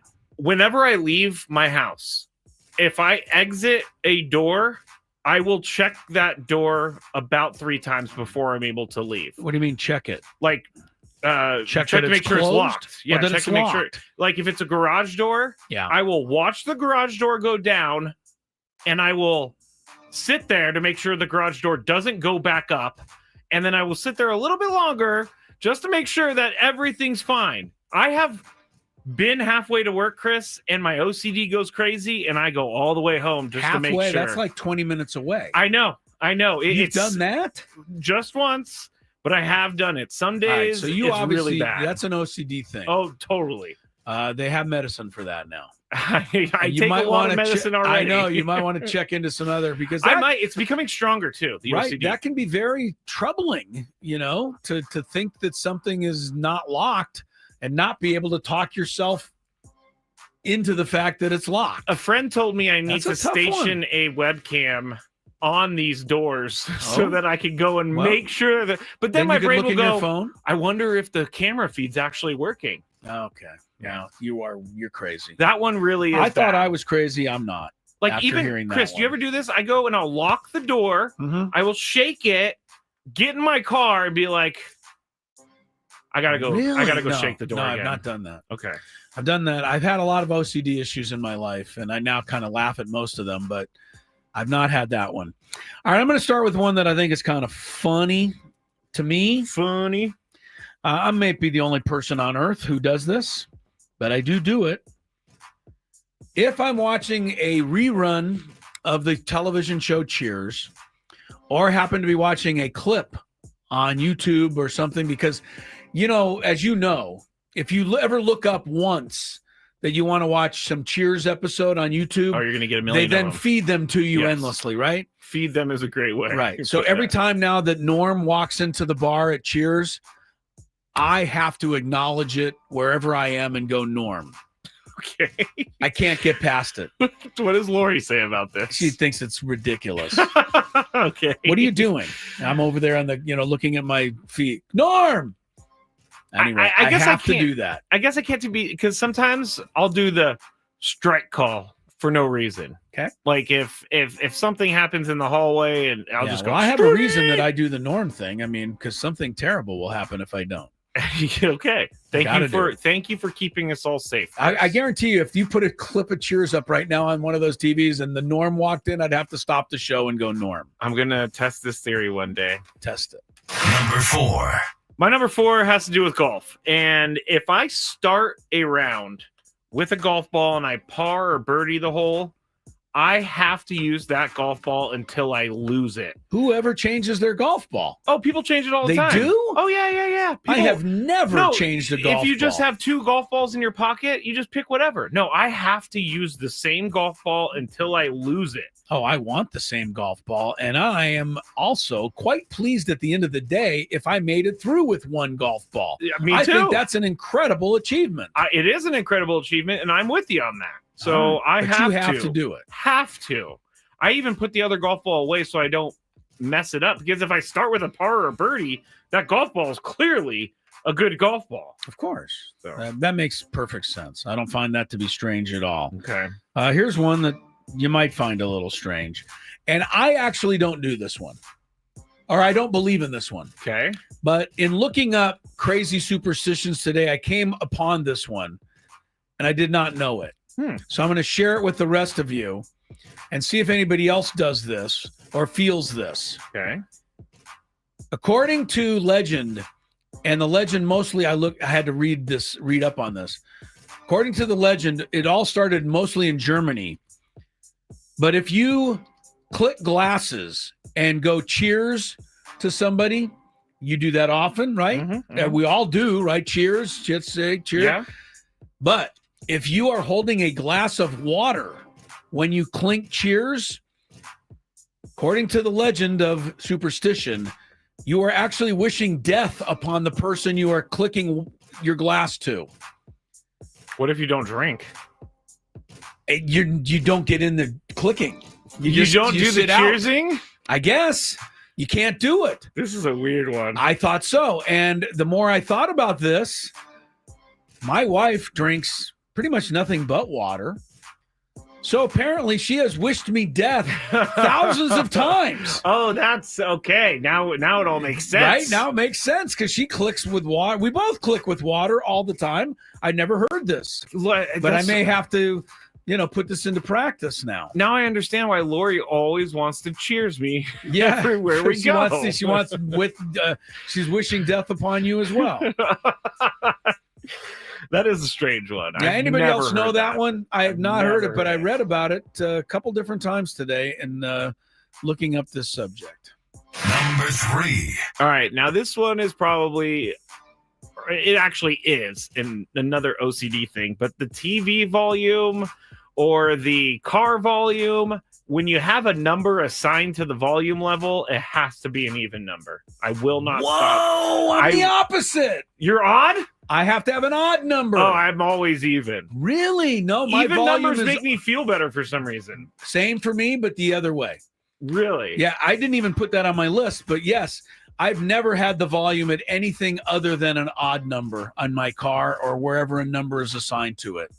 Same as the temperature in my room, which we started the show with. 71, 69, 67. Same with the way I used to golf, Skraby. I used to never use an 8-iron, a 6-iron, or a 4-iron. Oh, that's crazy. But I finally got over that I was gonna say. because it's beneficial to use those. Yeah, that's crazy. But I got past that one. That's funny that you're odd, and I mean, even numbers for some reason have always made me feel more A comfortable. little jumpy or something. I don't know. I don't know. So fair enough. What three. number are we on here? 3. I'm confused. 3. Number 3 for me will be a simple one that I don't like to admit to, but when I go on a baseball field or a softball field, I, like most other people, do not step on the chalk line. I don't think anything terrible is going to happen, but I do feel much cleaner and more at ease if I don't step on the chalk line. Probably a lot of us learned playing baseball growing up for whatever reason. Some of us don't care about it at all, but I still do care about it. So I avoid it. Here is some stuff from the chat. Nate says, no wonder you guys argue. The TV volume is to blame, and one of us has to have it right. And we oh, yes, right. We can't get it on a good number. Someone else said, Padres great playoff years, 84, 98, 22, and even year. Last year, 24. All right, very good. Chargers Super Bowl was 94. That was also an even year. Luis has a great thing for you. How does Chris listen to 97.3 then? Well, no, it would be me. It would be me. You. Yeah, 97.3 That is doesn't odd. bother me. Frequency doesn't bother me for some reason. No, I know what you're saying though. It's when a volume is assigned a number, or a temperature is a number. Yeah. Yes, I like odd numbers as well. Like I do not, and you like even. like channel 9. Okay. For many. Sorry. Sorry. Number 2. What do we got left? What do we got left here? God forbid. Okay, this one is a superstition because I have heard, and this is going to get a little dark for a second. I have heard that if you are in the back of the plane, you have a much better chance at survival if it crashes than if you're in the front of the plane. So I try to get into the back of the plane, not the way back or anything like that, but I don't like sitting up front because I don't want to be the first one to blow up when that thing goes down. Yeah. And if you look at the Air India flight, unfortunately yesterday, 240 something people passed away on that flight. The back of the plane was still intact. Yeah. Unfortunately for this particular superstition and most plane crashes, excuse me, the tragic ones, the fact that you're sitting in the back only bought you an extra 0.7 of a second of life. I'll take it. Okay. Well, there was one guy who survived this plane crash in India. Guess where he was? The front of the plane. So he was seat 11A. Well, anyway. All right, number 2. I don't understand this one, but my mom used to do it, so I've carried it on. But if I do happen to spill some salt, I will grab it with my left hand only and throw it over my left shoulder. What? It is supposed to bring good luck and ward off bad things. What it actually does is force you to go get the broom and sweep up the salt. Now you just got salt all over the ground. What if someone's sitting behind you? I think they're in trouble. They're going to get it. Because if it's at a restaurant and I'll toss it over. All right. That one's almost along the norm thing. Like, I don't think anything terrible is going to happen. It's just something I'm used to doing, and so I feel like I have to keep doing it. Someone's asking, did the Germans start that one too? Because you were talking about the glass. No, the Germans, and again, wasn't there.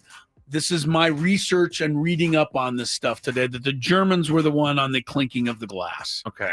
With water. All right. I'm not blaming Germans. I'm just pointing it out. They were just asking. They weren't saying you were blaming anyone. Got it. Okay. Number 1. All right, I did choose like a legit superstition that I will not do. I don't care about stepping on cracks. I'm not going to break my mama's back kind of thing. Okay. Black cats don't bother me. Broken mirrors don't bother me. But walking underneath the ladder is something I will never do. Okay. And I don't know why. It's probably because I have thought about this my entire life, but that is something I absolutely will not do. You don't have to. I don't. I can go around. What about you? What's your number 1? But just for the hell of it, if you did it, I think that would help break the curse. It probably would. Because you would then get out the other side and go, oh, nothing happened. No, I know nothing's going to happen. I don't know why I don't want to do it, but I don't want to do it. I know nothing's going to happen. What you got? We got 1 minute. I started this 20 years ago. I had chapped lips going to bed one night, so I put a little lip balm on my lips, and I slept like a baby that particular night. So you do it all 20 the years time? later, last thing I do before I go to bed is lip balm. I'm never going to forget that now. Every time. Brandon said, surprised neither of you mentioned talking about a no-hitter. The reason is because we have nothing to do with the no-hitter. Yeah, it's an interesting superstition that is, often comes up. It does all the time. So I'm glad he brought it up, but it's not something I concern myself with. No. And I love it when Don and Jesse just say it. Like, they don't even care anymore. They're just like, no hit through 5. And then people scream at them when the no-hitter gets broken up. Oh, yeah. All right, we got Chris versus the fans next. 833-288-0973. 0973.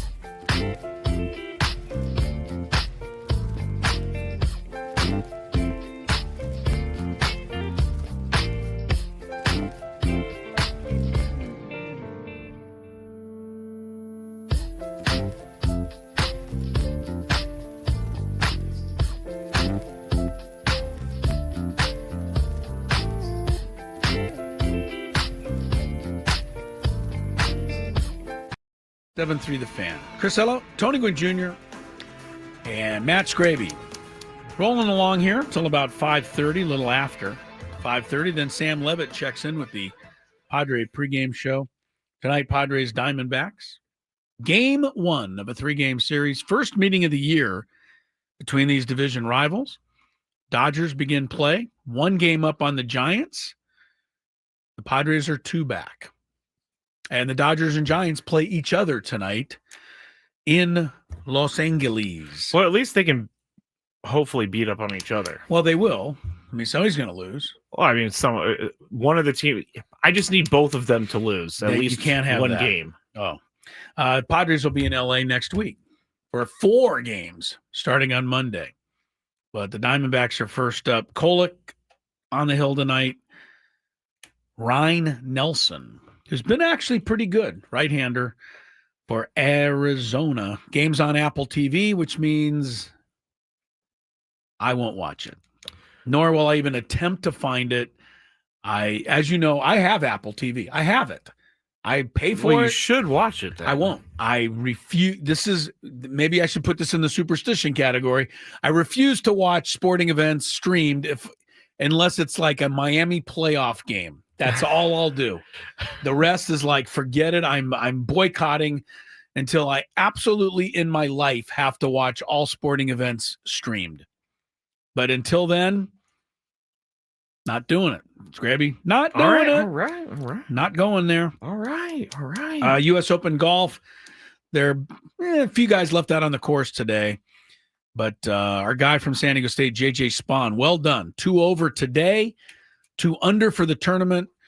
And he's one of only 4 golfers under par in the entire event. He's 1 shot off the lead heading into the weekend. Sam Burns is the leader at -3. If you can think of a big-name golfer, his score is probably +6, 7, 8, or 10 or worse. It just tells you how hard golf is. And this course is, for sure, Skraby. Yes. I believe Dustin Johnson won on this course like 5 or 6 years ago. He is nowhere to be found anymore. It goes quick, man. It goes away fast, right? Well, he's also on Live Tour now, and I just never hear anything about him. Do you miss him? Like, is your life going on okay without him? Oh, yeah, my life is fine. My life is fine. You want to go play on the Live Tour and disappear from sight, that's your business. Enjoy the money you're getting, because that's all you're getting. You're not getting any recognition anymore. I also agree with my wife, and then we'll go to Chris versus the fans. I want to tape this, please. Record this and send it to her, because I just started. I will not. No, please send it to her, because I just started with I agree with my wife. Oh, I see. Okay. Yeah, this would be surprising to her. She is flat out, doesn't get it, doesn't understand it, cannot be talked off the ledge why the live golfers are allowed to play in these tournaments. And I don't disagree with her. Why should you get to have your cake and eat it too? Only the live golfers who are qualified. Like Dustin Johnson won a U.S. Open, so that's Too why. bad. Cam Smith won the Open Championship. That's why. Too bad. You're a live golfer now. Go play in their events. You know that I'm not a live golf guy, but I feel like if you have eligibility, then you should be able to play.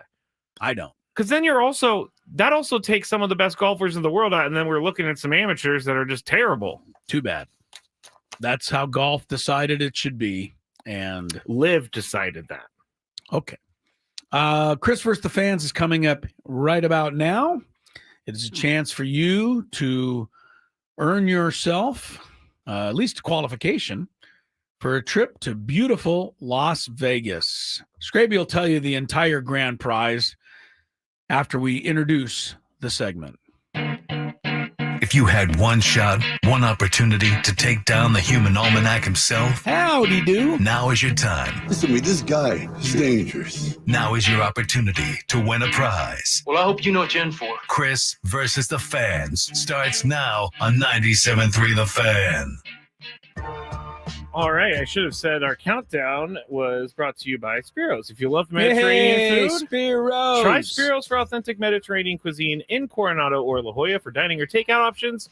visit spiroscuisine.com. And if you win here at Chris vs. the Fans, I can speak, I promise, you'll be qualified for a chance to win the grand prize, the spa and pool getaway at Resorts World Las Vegas, home of the largest elevated pool complex on the Strip. I don't know about you, Skraby, but my pool elevation is very important to me. I kind of think it's cool if you're like on a roof and you're pulling it up. Okay.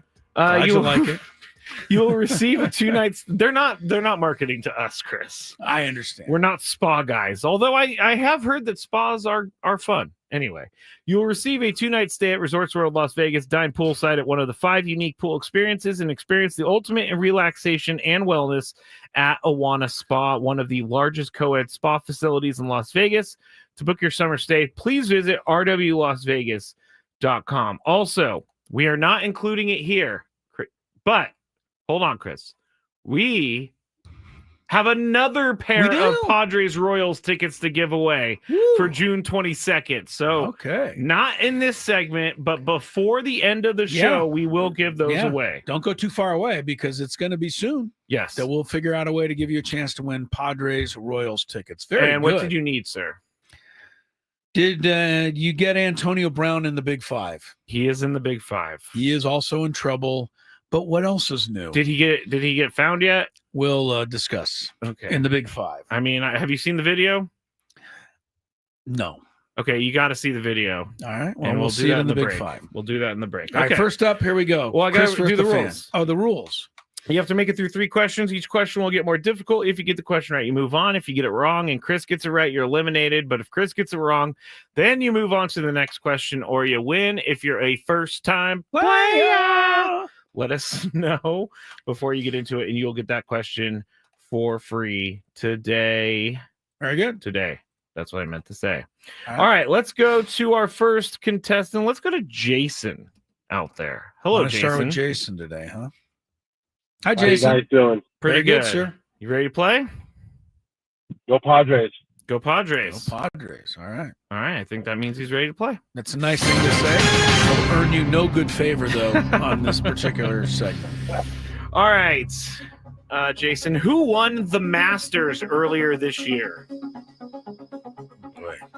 McIlroy. Yeah. Is correct. What a self-serving question that is. is. Exactly why. So I knew Chris didn't want to hear Number 2, it. what is my dog's name? He didn't break a club either. He did not break a club during the Masters. I don't know what he broke. I think it was some sort of tee box thing. Anyway. All right, Jason, here we go. Question number 2. Trevor Bauer won his lone Cy Young Award with what team? Cleveland. Stay there. Tough break.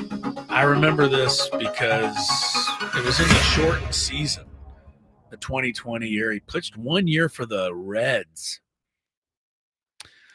Sorry about that, Jason. Good having you aboard. You sound like a very good contestant there. We'll, take another run at this. You'll get it next time, perhaps. All right. But we move on. Contestant, we'll go with, let's go with, Geez, Skraby, you're making all kinds of terrible sounds into the microphone there. Let's go to our guy, Brandon. Hello, Brandon. Hey, Brandon. What up, guys? How are you? Always good to talk with you, sir. Yeah, Brandon's always a great listener. So he's about due to qualify here for a Vegas trip. Let's see what he can do. Here we go, Brandon. Question number 1. What state? Did I already ask this? What state is the U.S. Open being played in? No, you didn't ask. Oh, shoot. How about North Carolina? North Carolina. North Carolina. Oh, I'm sorry, Brandon. Sorry. Pennsylvania. Oakmont Country Club, Pennsylvania. Sorry, Brandon. Okay, move on. All right, our next contestant is going to be... Let's go to Chris in Pacific Beach. Although I believe a report came in, Rory McIlroy just hit a ball into Ohio. So the course is now being played in Pennsylvania, and for Rory McIlroy's in Ohio. Okay. It missed the fairway so badly, broke the tee box, and now needs a ride to Ohio to find his ball. All right, Chris from Pacific Beach, how are you doing today? I'm great. How are you guys? Hi, Chris. Good. You ready I to gotta play? be honest with you. The more I think about this Rory thing, I got to call my mom, my wife's great friend Becky in Denver. Why? They've got to change the name of their dogs. Their dogs Oh, are yeah. so cool. Like they are the anti-Rory McIlroys, yet their names are Rory and Mackie. It's a great Got name. to be changed. Great name. I'm going to show you a picture of them, and I'm going to guarantee you're going to laugh when you see them. Okay. Here we go. Question number one. Here, for let's Chris just and stop the Pacific. game so you can look we at this can't do picture. this. We No, can't I do know. this. I'm going to show the chat. You can't stop me from doing that. Jeff Passan works for what sports news organization? Jeff Passan. Sports Illustrated. Sports Illustrated. Those were the days. Those when, were the The top days. people did work for Sports Illustrated. I'm He's sorry, an ESPN Chris. guy, right? Script. He sure is. By the way, and you tell me, don't look at the schmo in the middle. The schmo. Look at those two dogs and tell me they should not be named Rory and Mackie. They're They way too definitely- cute. Oh, they're definitely Rory and Mackie. They are so adorable. Definitely Rory and Mackie. Yeah. Terrible names though.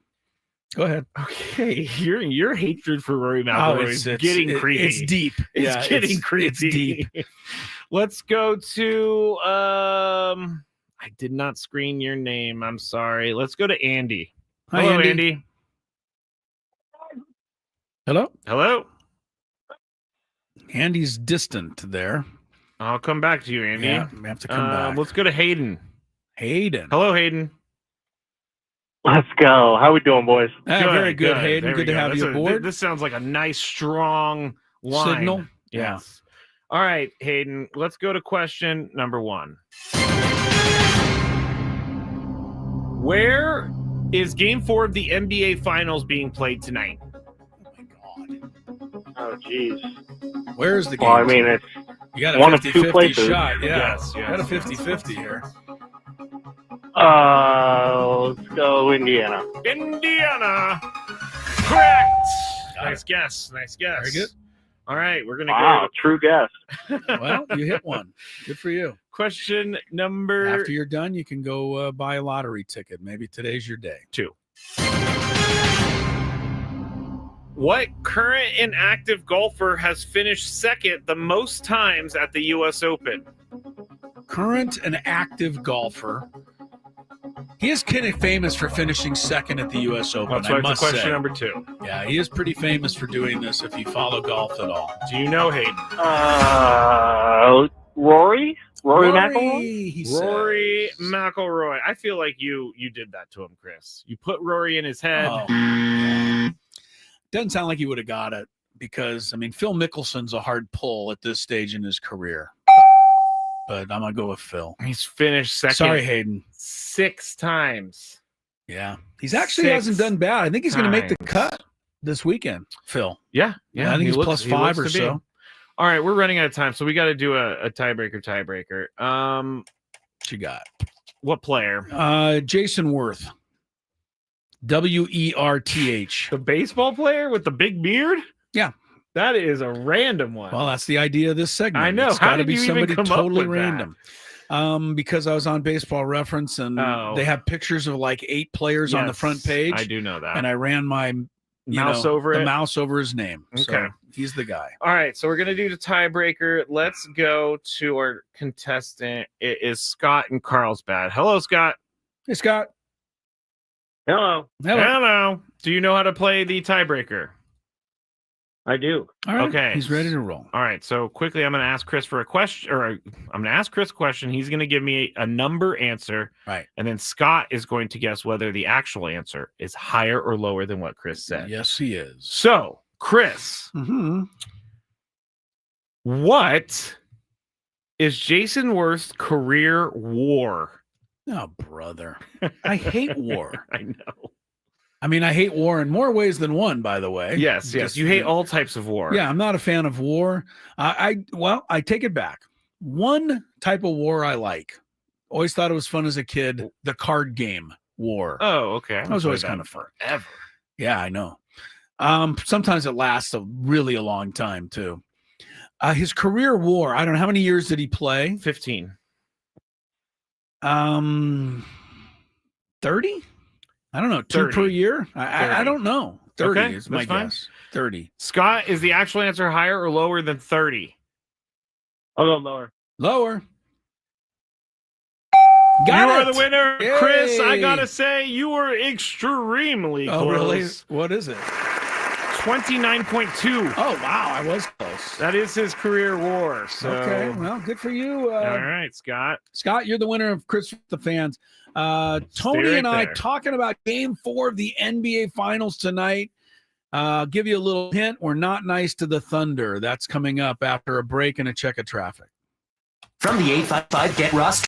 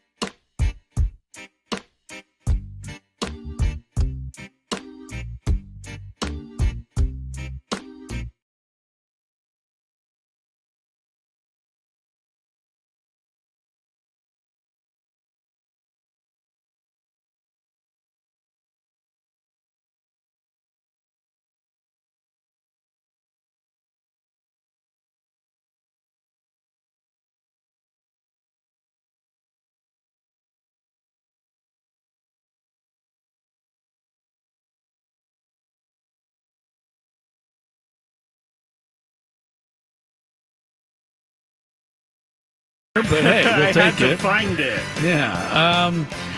Look, Tony, we've been going back and forth on this and, the greatness of Oklahoma City. I think it's pretty clear now, at least in my mind, Oklahoma City could still win the championship. They might win the next 3 games. I don't know for sure.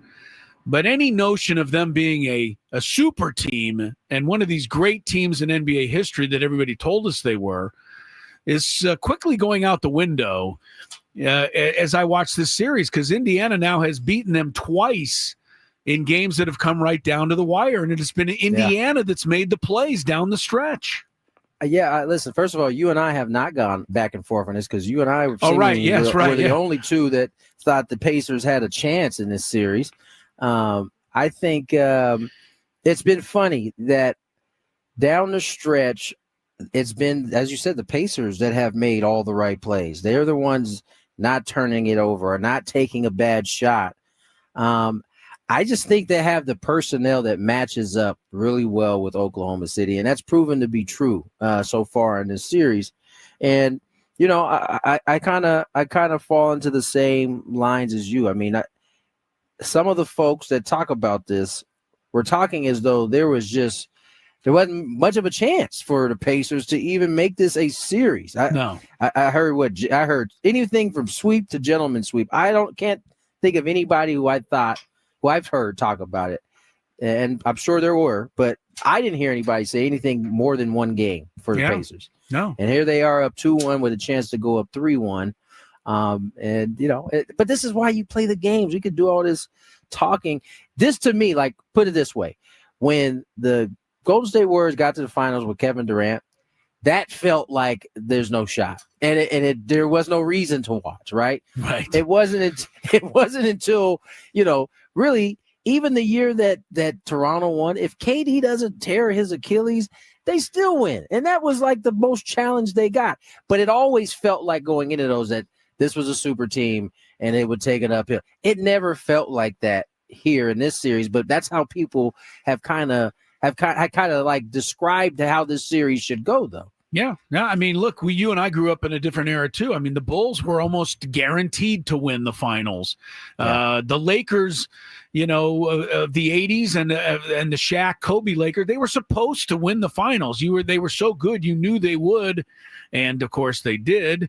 Celtics had some teams like that. Oh, and by the way, though, you got to that point after they had won multiple championships. That's Oklahoma right. City hasn't won anything yet. I know. In a lot of ways, you can almost say that the pundits put very unfair pressure on Oklahoma City, a team that has not yet been there. Still a very young team. When the Bulls played the Lakers their first championship, no one was saying, "Oh, the Bulls are running away with this." When the Lakers finally got over the hump against who was it? No, when they beat Portland after coming back from that, that wasn't a foregone conclusion to beat the Pacers. After they won that one, after the Bulls won their one, then it was like, yeah, okay, it's going to be hard to see a team beating this team moving forward, and that turned out to be true in both of those. I don't know. And same goes for Golden State. Like, after they got KD, they won the championship, then they got KD. It's like, oh, man. Or you know what? They didn't win the championship. They lost. That's when LeBron and them came back from 3-1. And then they went out and signed KD. And then they proceeded to just run through the league for the next 3 years, basically. Yeah. None of those were close. This is not any of those. It really isn't. And again, Tony, look, I keep talking Shai Gilgeous-Alexander, and I'm starting to get the feeling that people think I really just don't like this guy as a player. That's not true. I am picking on him because he's the MVP of the league. And to me, the MVP of the league needs to, be heads and shoulders above everybody. And I haven't seen that in this series. Now, maybe it'll start tonight. But here's what I'm seeing, and I just want to get your take, because you played a lot more basketball than I did. I probably watched more than you have, but you played a lot more than I have. When I see SGA with the ball, to me, he drives toward the hoop, and I mean, honestly, every time that I noticed, he pushes off, either with his right shoulder, he creates space, or he even sometimes just extends the arm entirely and rids the defender and then goes up for a shot. They don't call it a foul, so it's not a foul. But to me, it's still almost unpleasant to watch. What do you think? Because you play this game. I know Kobe would create a little space. Michael always got it. But those guys could just jump over you and shoot. They didn't need to do that. It's how you create the space. And what I'll say about SGA is he's very creative. And there's a fine line. Like when you start talking about, clearing out a defender with your offhand with a live dribble, if that arm, and you as an official could probably attest to this, if the arm gets extended out, that's normally when you get the call. To me, the shoulder and even having your arm up but not extending it, I think is fair game. I think you should be allowed to do that. And I think that's how offensive players like him end up being really good at drawing fouls, is that they create that space with their shoulder while they have the live dribble. So there's no like extending the arm like you would if you're going for a shot. You use that offhand to clear out the defender. That's an offensive foul. And I think SGA is just really good at it. I'm sure he gets away with extending the arm from time to time, just like all of the guys in his at his stature do. But I think he does a really good job of not doing it so often that the referees start to look for it. He is a player, to me, that runs the yellow light every time. But he's just enough into the intersection where you can't flag him for it. And that's a great analogy. Yeah. But it describes him almost to perfection. But that's also why he's so good, is because he has mastered getting to the intersection just as that light's about to turn red. Yeah. But enough of his car is in the intersection that you can't give him a ticket for it. Well, suffice to say, people always say Game 3 is pivotal. I always say Game 4 is the most pivotal one in a series. Because, look, it's either going to win. This game's over tonight. It's either going to be 3-1 and Indiana's going to be tasting a championship, or it's going to be 2-2 and OKC is going to have the home court advantage back. And then the momentum swings back to them. So, to me, almost everything is on the line tonight. We'll see, if Oklahoma City can come up big the way people have been predicting them to do. If indeed they are the team everybody's predicted them to be, they got to win tonight. Oh, no doubt. They got to win tonight. All right, NBA Finals, Game 4. It's coming up a little later. We'll come back. Get back to the baseball conversation. More Gwynn and Chris as we head toward tonight's Diamondbacks Padres game on 97.3 The Fan.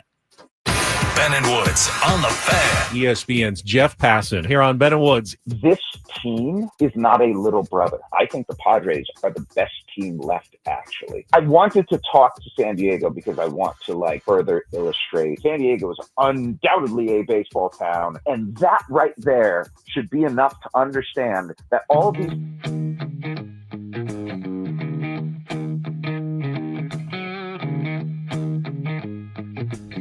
There's a Roadrunner. Meet me. He doesn't like me. I guess I wouldn't like me either if I was chasing me. As you can see, I'm all Aztec out here at the Aztec baseball tournament. It's the SDSU baseball alumni tournament. Right now, we are 1 under in the scramble. And Chris is playing well, Tony's playing well. But our ringer, Jack Townsend, is playing really well. So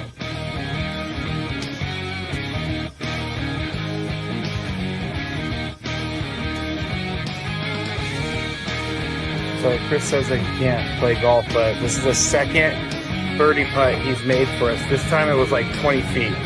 Thank you very much, Skraby. But once again, you're hitting some very nice shots as well. I'm not usually complimentary to you, but I can't help but be complimentary. Your shot making today. With my what? Your shot making. You've hit some.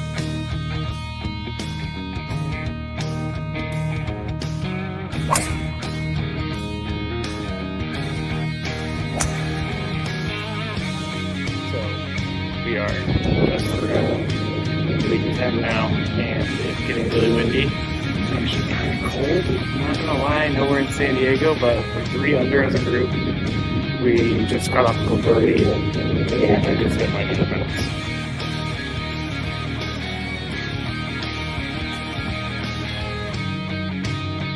There's a squirrel. He wants to attack me. Curly. We just got our second birdie of the day thanks to this guy. Yeah, a 4-footer after. It was a 5-footer. After our pro drove it 300 to the front of the green and then chipped it within 5 feet. Skraby, don't feed the animals. Don't feed the animals. I do feed animals, but Chris made a birdie putt. And we ended up shooting 63 once everything was accounted for, since it was a scramble, and we had an SDSU golf player, Jack Townsend. He was with us, and he did a lot for us. I think we shot 63 because of him, but we all had a good time.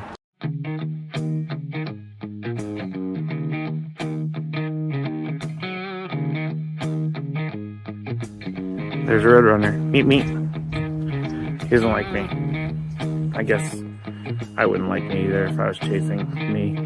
As you can see, I'm all Aztec out here at the Aztec baseball tournament. It's the SDSU baseball alumni tournament. Right now, we are 1 under in the scramble, and Chris is playing well, Tony's playing well, but our ringer, Jack Townsend, is playing really well, so.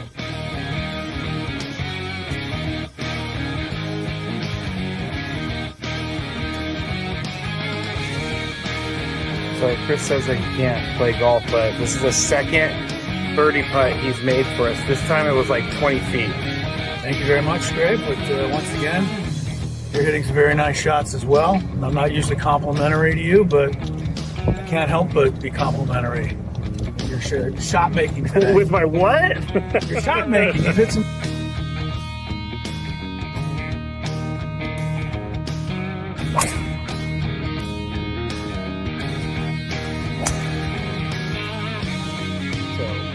We are just leaving them now, and it's getting really windy. It's actually kind of cold. I'm not gonna lie, I know we're in San Diego, but we're 3 under as a group. We just got off the birdie, and I just hit my defense.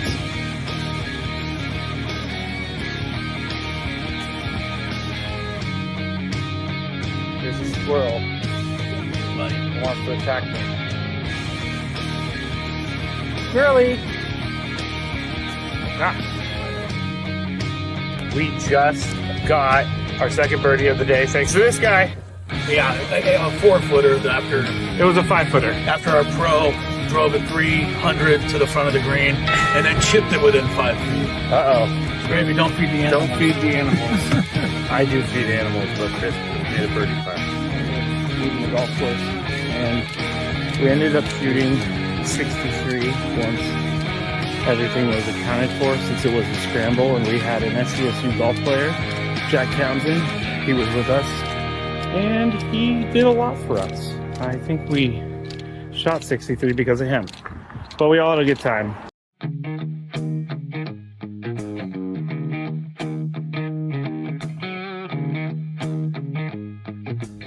There's a Roadrunner. Meet me. He doesn't like me. I guess I wouldn't like me either if I was chasing me. As you can see, I'm all Aztec out here at the Aztec baseball tournament. It's the SDSU baseball alumni tournament. Right now, we are 1 under in the scramble, and Chris is playing well, Tony's playing well, but our ringer, Jack Townsend, is playing really well, so.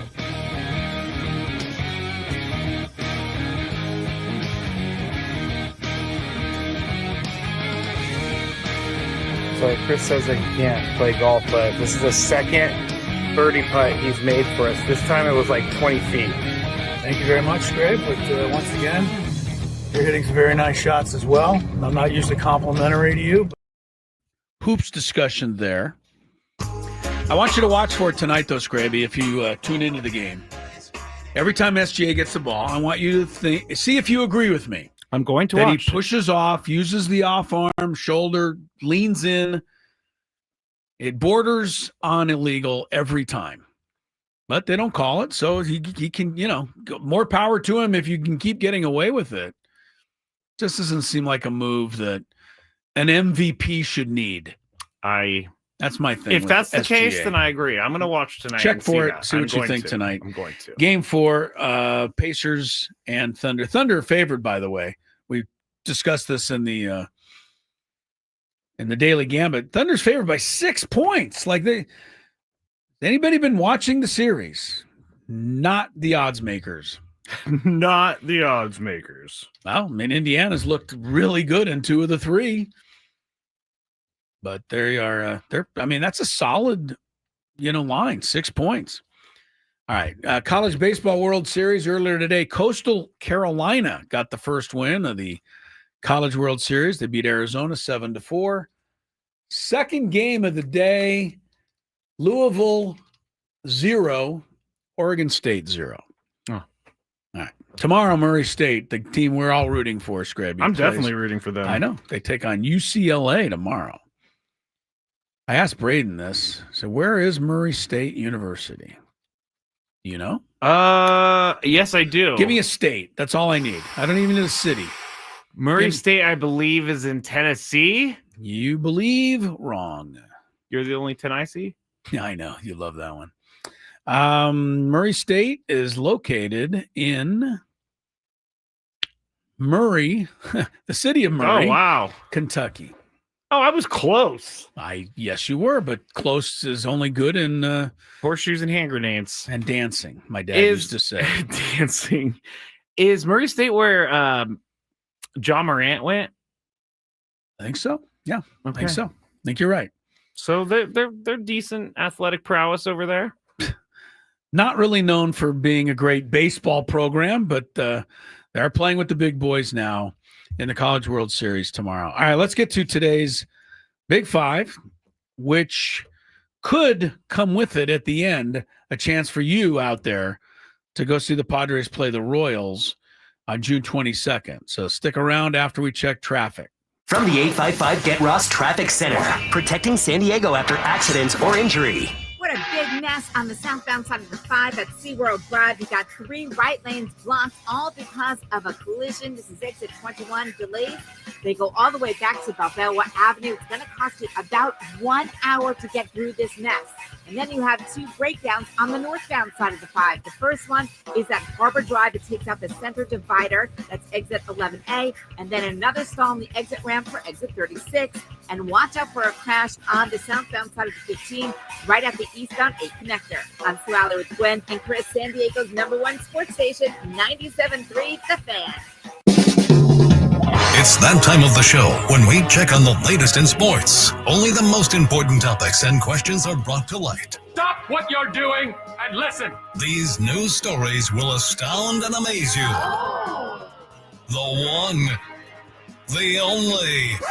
Oh my God, who the hell cares? The Big Five starts now on 97.3 The Fan.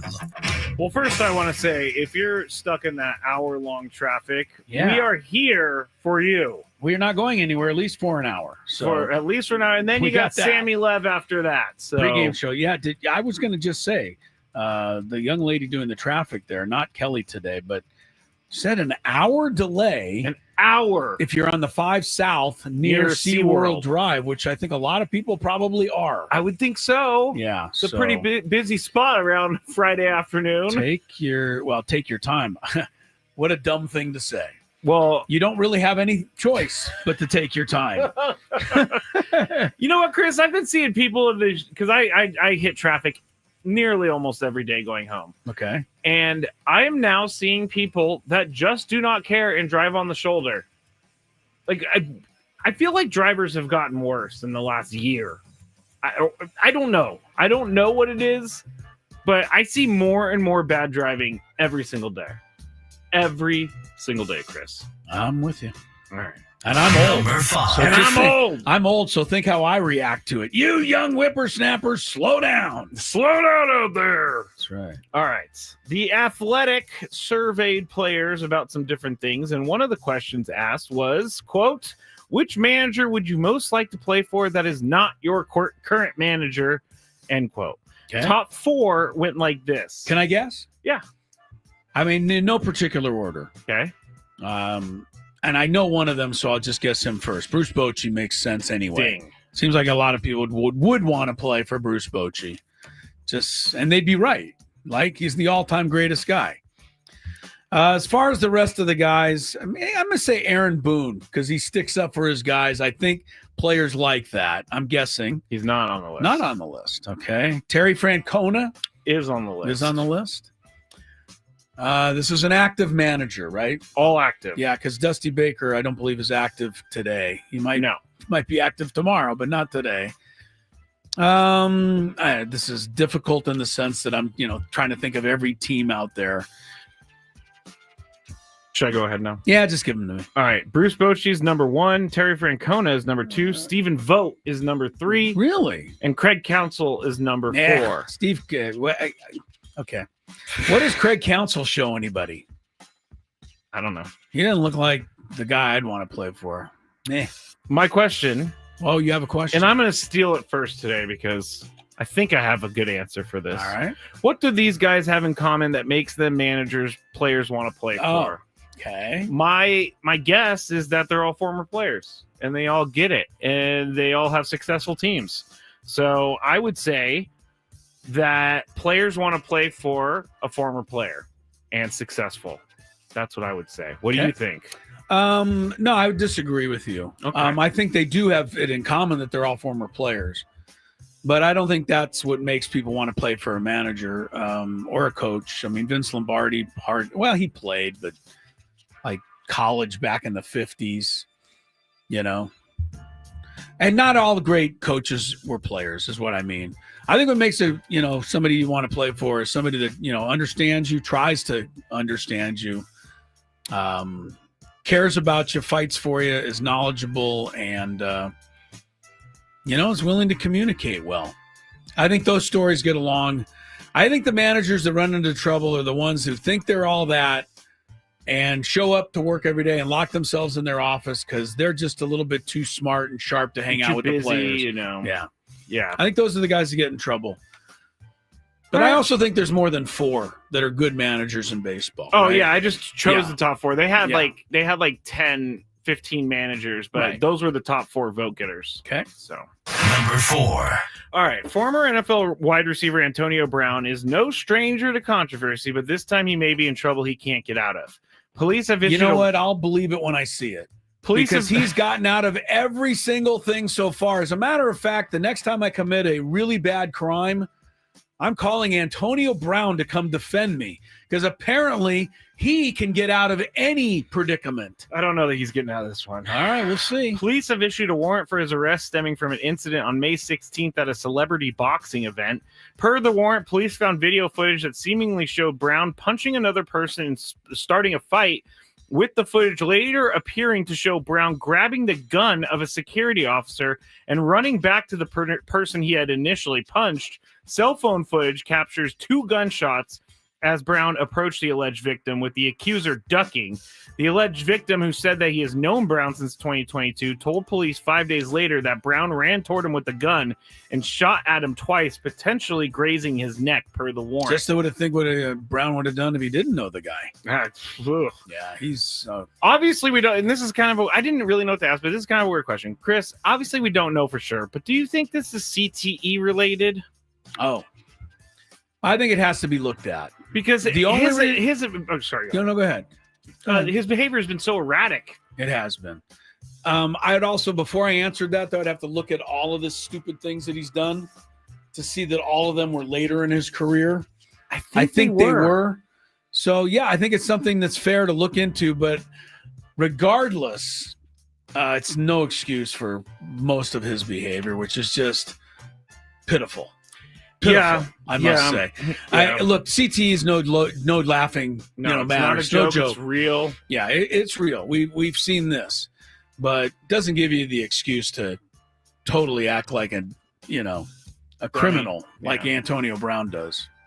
Yeah, I mean, some people blame Vontaze Burfict for that hit in the playoffs that he took years ago because he did knock Antonio Brown out, but Antonio Brown also went over the middle a lot, and he also played in a day where it was okay at some points in his career to just blow up the wide receiver over the middle. I can't tell if it's CTE related, but it does track because a lot of his behavior started to go south later in his playing career.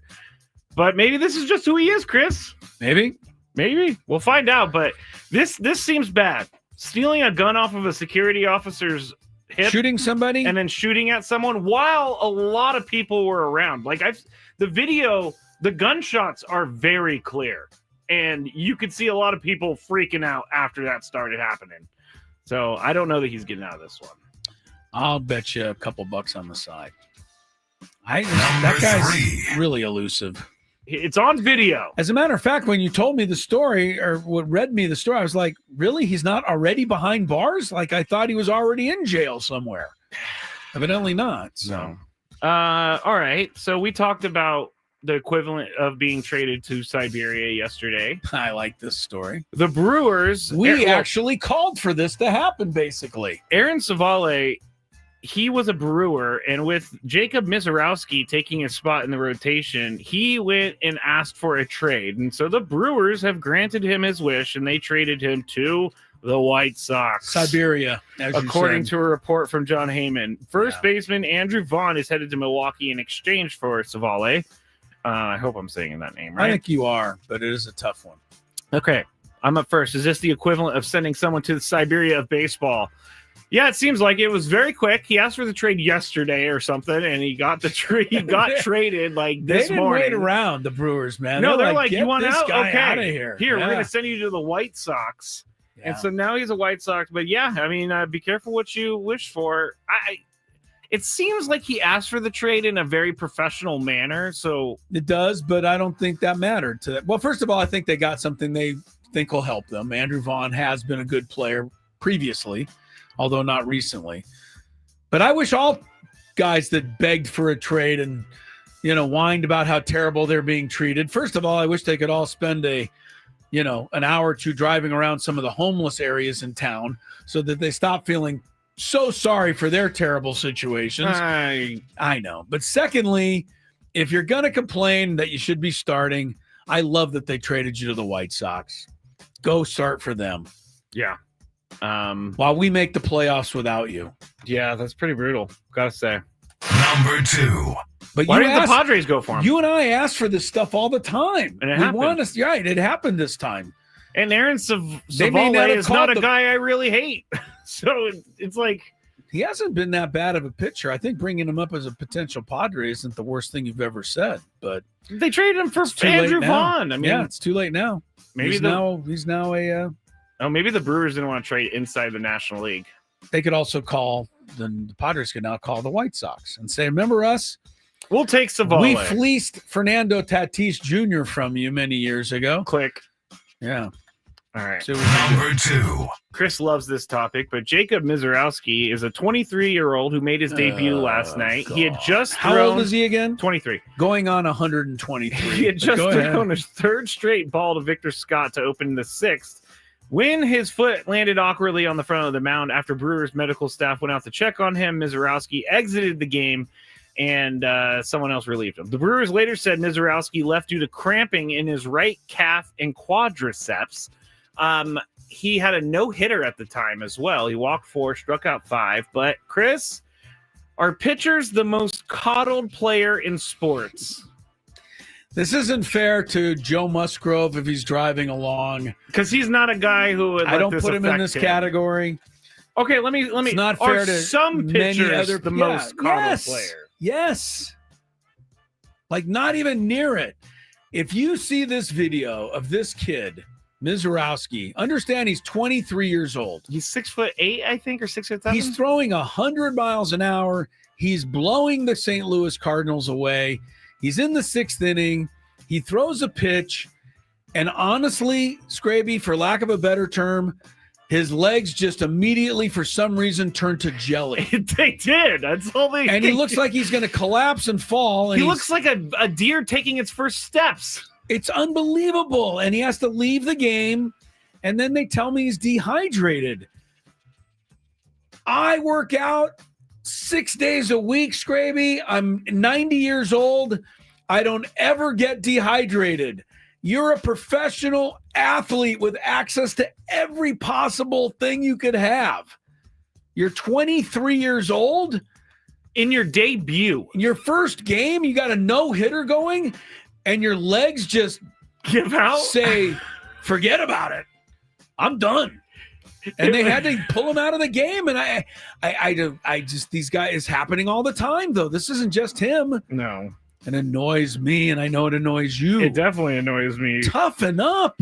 Like, you can't be like, no, this is my debut. I'm staying in the game. In the meantime, I switched over to the Edmonton, Florida hockey game. Some guy get cracked in the teeth with a puck, got 4 teeth knocked out. He's on the next shift. This guy's out of the game because he's dehydrated somehow. You have to, if you haven't seen this video, go look for it, because it does look like a baby deer trying to walk. Yeah, it looks like his legs just say, you know what, I've had it. He's like Gumby or something. He turns to Gumby. All right, no number one, because we got to do this instead. All right, here's the question. I hope I have time to get it in for the Padre Royals tickets. We're talking college football national championships and NCAA basketball national championships. So either basketball or football, college. This century, since the year 2000, 2 states have been home to 7 championship teams. 2 states have been home to 7 college championship teams. You got to name them both. Name both states that have had 7 national championship teams since 2000. Oh my gosh. In college baseball and basketball and football. I'm tired of people looking up the answers. They can't really look this up. This is kind of They're going to have to just either get it or miss it. Okay. 833-288-0973. Both states. And if you get them, you go see the Padres and Royals. Call in during the break.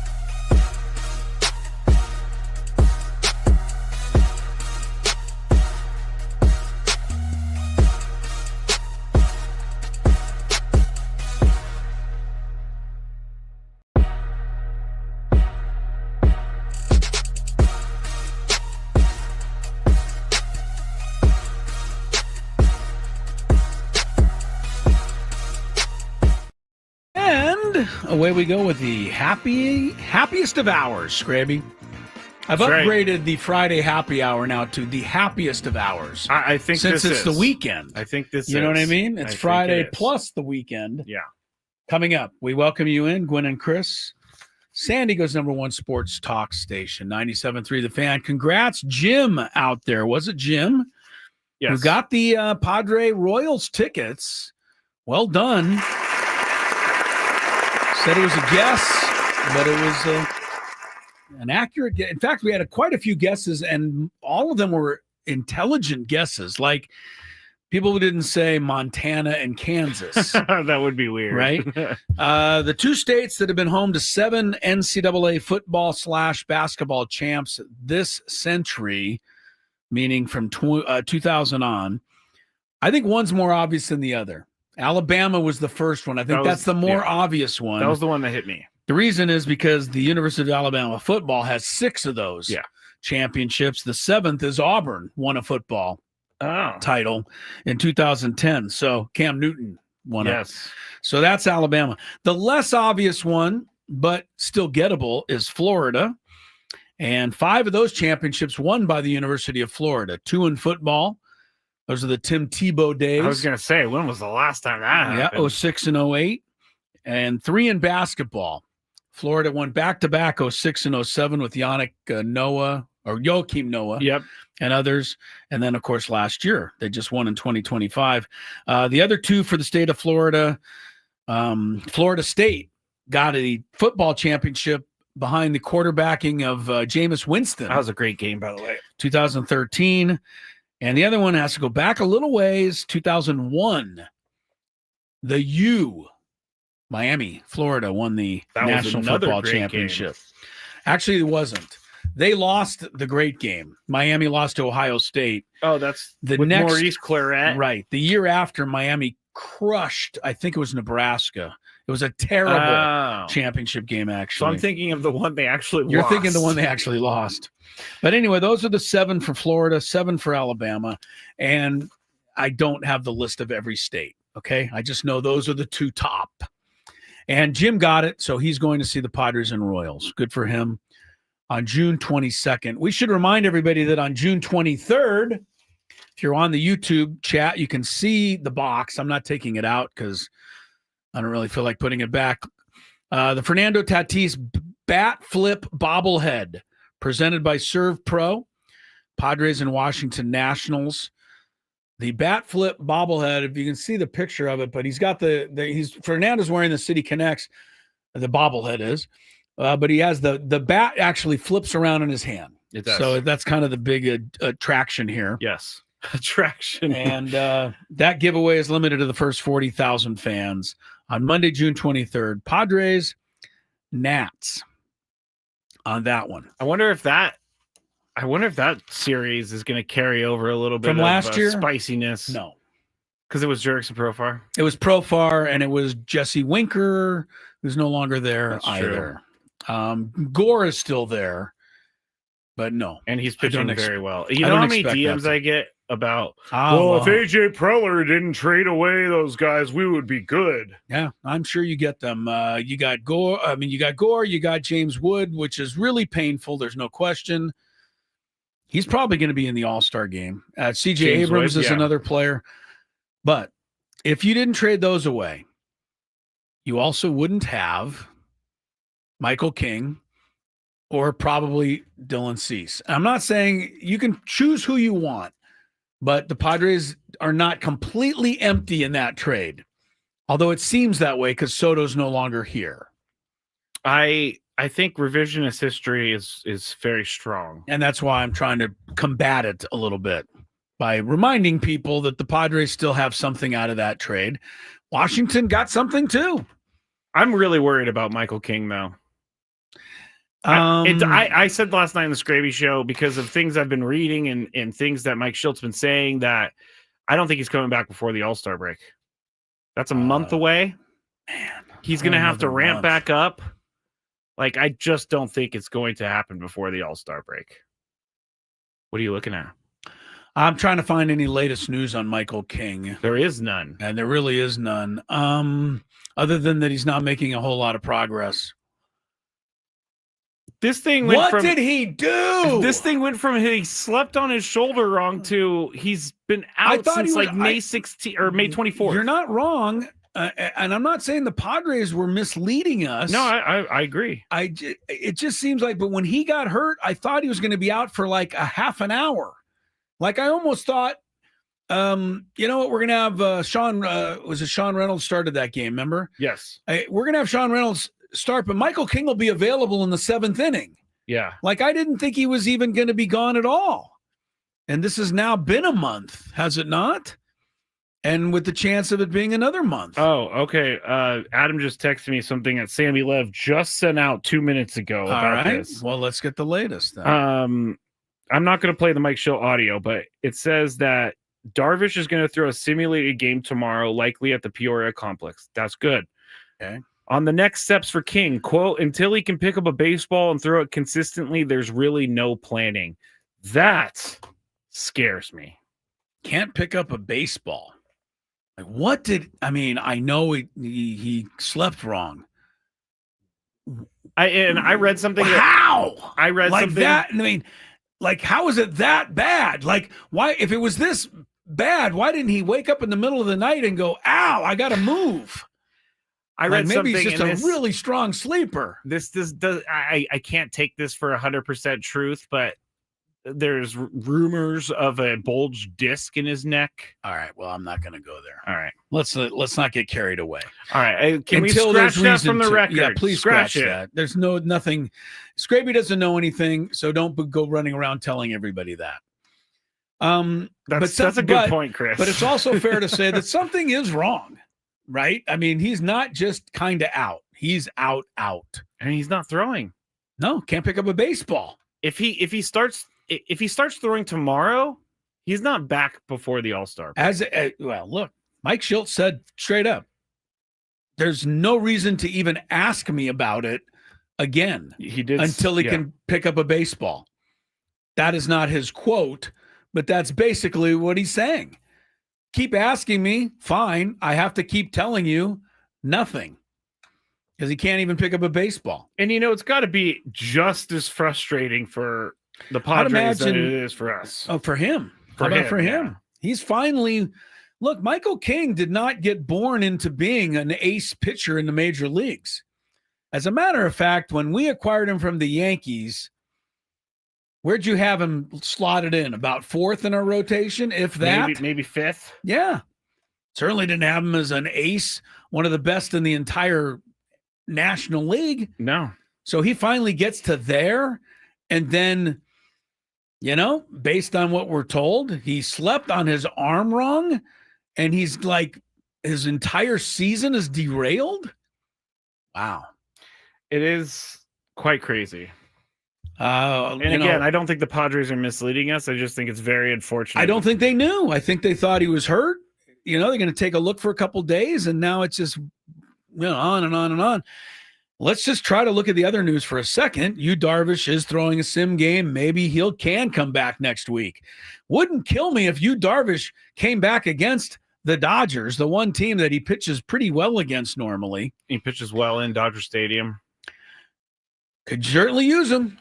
Yeah. Hate to tell you, we need you. We not only need you, and this is tantamount to holding a guy, kind of hostage. But last year you needed us. What? He needed us. He left the team for quite a long time. Oh! We don't know. We still don't know why. It doesn't matter, really. Right? But he left. We picked up the slack. This year, we need him because we don't have people to pick up the slack. Do you think that Darvish and the Padres are... I believe that there is something going on with but I believe he's also working his way back. Do you think there's anything to the thought of they're saving him for the second half of the season? Yes, but they can still do that and bring him back now when we really need him. True. And they also got Matt Waldron in AAA. Like, He's knocking at the door. That's an option. Look, the Dodgers may not say it, but they're in no hurry for Blake Snell to come back. No, they're not. Long as he's back, starts a couple games in September to get ready, and then he pitches in October. Dodgers are fine with that. I think it's kind of sad, really. That you are a fine with major it? league ball player. You're making, Blake Snell money. Go pitch. I agree. But I think the Dodgers are just saying, hey, don't come back. We're in no hurry. Don't need you. Rather you pitch in the playoffs. Blake Snell, maybe even the same with Glass now. I always think he's hurt. I think he's working his way And we back, also too. understand the other thing. Ohtani's another possibility for October at least. Yeah, for the But they're second not half going of to the hurry season. up. Yeah. But what do they need him in the second half for? Well, they do. They have a lot of injuries on. Well, they're the still in pitchers. first place. I'm just saying, unless the Dodgers fall, what would be really interesting to me is if the Padres and Giants both went on a roll and the Dodgers were all of a sudden 6 games back. Then you'd find out just how hurt Everybody Glasnow is. and Snell and Ohtani are. Because if they fell 6 games back and the entire world was collapsing around the Dodgers, then we'd know. Can these guys pitch or not? Yeah, But right now, it doesn't matter. you're right. One guy who can pitch for the Padres is Ryan Bergert. He'll start tomorrow night. A new guy to the ball club and new to our Friday interview. Interesting as it were. You'll hear it in the next segment after we take a short break, which includes traffic. And unfortunately today, you're going to want to listen to this traffic so you can avoid a couple of areas. From the 8-5.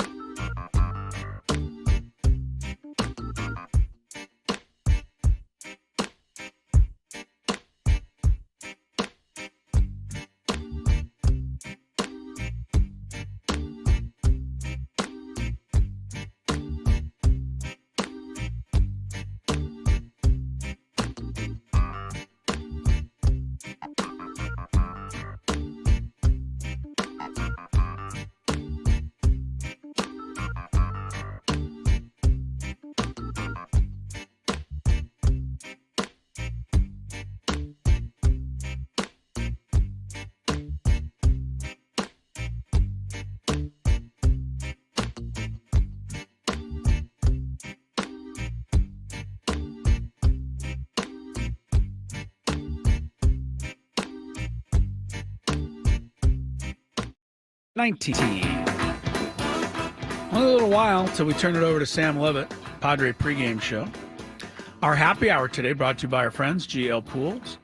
They are the swimming pool experts. They're trusted by thousands of San Diegans. Since 2006, baseball season is in full swing, and so is swim season. I was out there this morning, Skrabe, getting a lap or two in.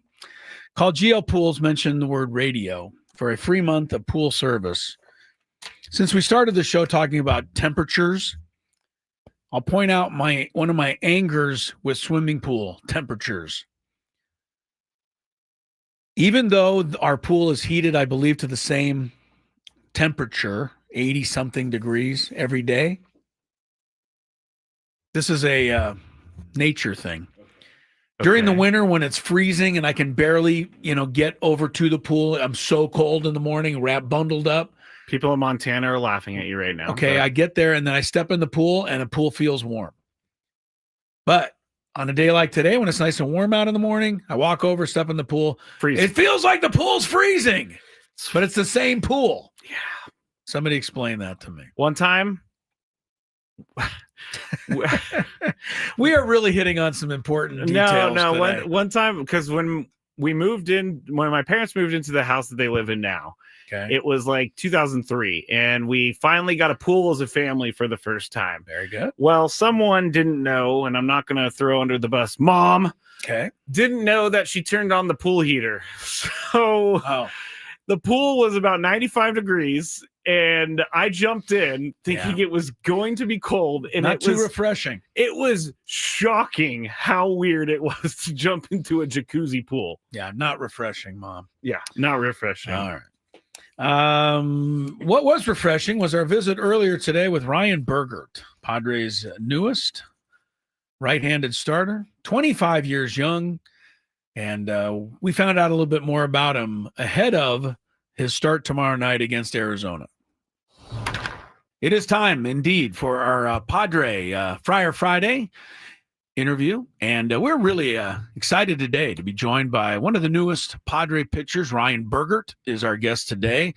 He's down in Arizona, of course, where the Padres are playing the Diamondbacks tonight. Ryan, Mike Schilt made the announcement about, I'm going to say, 4 or 5 days before the very first spring training game. He's told everybody the guy's going to throw the very first pitch this season is Ryan Bergert. How did that make you feel when you got that news? Even it was only a spring training game. I thought that was a nice way to start things off. Yeah, it was a huge honor, honestly. I was very excited to do it.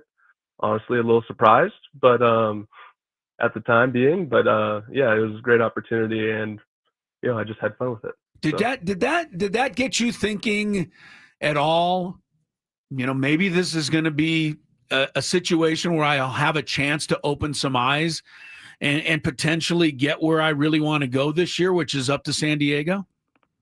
I mean, yeah, for sure. When they first kind of told me, that was kind of my number one goal. I mean, anytime you throw in front of those guys as a minor leaguer, your goal is to go out and show them what you can do. So I just kind of took that opportunity and ran with it. So. We're talking to Ryan Bergert for Friar Friday here on 97.3 The Fan. He's going to be starting tomorrow against the Diamondbacks. But I saw Mookie Betts and Jackson Merrill on a podcast say Giants fans are the meanest. Now, I'm not going to ask you to comment on Giants fans or anything, but you did make your first big league start in San Francisco. What was it like to go into that hostile territory for your first major league start? I mean, I didn't have that big of an issue. I feel like whenever I'm pitching in the game, I'm pretty locked in, not really trying to focus on anything outside of the game and pitching. I'm sure those guys in the outfield can hear a lot more than I can from the mound. So it was hostile. It was, very loud. But, I just try to calm my nerves and, kind of focus on my job, and I just kept on rolling. So. Nothing that he hadn't heard before in college at, pitching for West Virginia, I'm sure. Playing some rivals back there. Ryan Burgert is our guest. Matt just mentioned it. You're starting tomorrow night. So take us through what you are doing tonight. You're obviously, paying very close attention. This is the team you're going to face tomorrow. Right. Will you sit with Ruben Niebla? Is there any, kind of plan of attack, or do you see how it goes? I know back in the day, and I don't know that this happens anymore, but the next day starting pitcher used to actually chart the pitches for the game tonight as a way of kind of getting familiar. So take us through kind of what your plan will be tonight in preparation for tomorrow. Yeah, I mean, today, later at the ballpark, we'll go over all the hitters and talk about attack plan with pretty much the whole pitching group and Ruben and Fritzy. And then, go out to the game. I'll watch how Kolek attacks guys and what's successful, and put that maybe in my notes that I already have written down on these guys and my own individual attack plan. And then going into tomorrow, sit down with catcher, whoever's catching me that day, and go over the hitters one by one, what we like, what we don't like, what we like in certain counts, certain situations, and then kind of go out and try to execute as best we can. So you don't, to be clear then, you missed out on the time in the world where you would have to sit there all night with a pen and a piece of paper and mark down where every single pitch went tonight. Yeah, up here they don't do that as much, but I did have to do that a few times down in Double A. All right. And High A. They have StatCast now, Chris. Yes, I know, but look, I feel better that he got a chance to experience that. Yes. Yeah, I got a taste of it. All right, good. That's important to me. We're talking to Ryan Bergert here on 97.3 The Fan for Friar Friday. Both starts, Ryan, have been really, really good, and both starts have come on the road. My question is, what kind of adjustments did you make between the first and second start, if you made any at all? Yeah, I mean, I think just execution with the fastball was really the biggest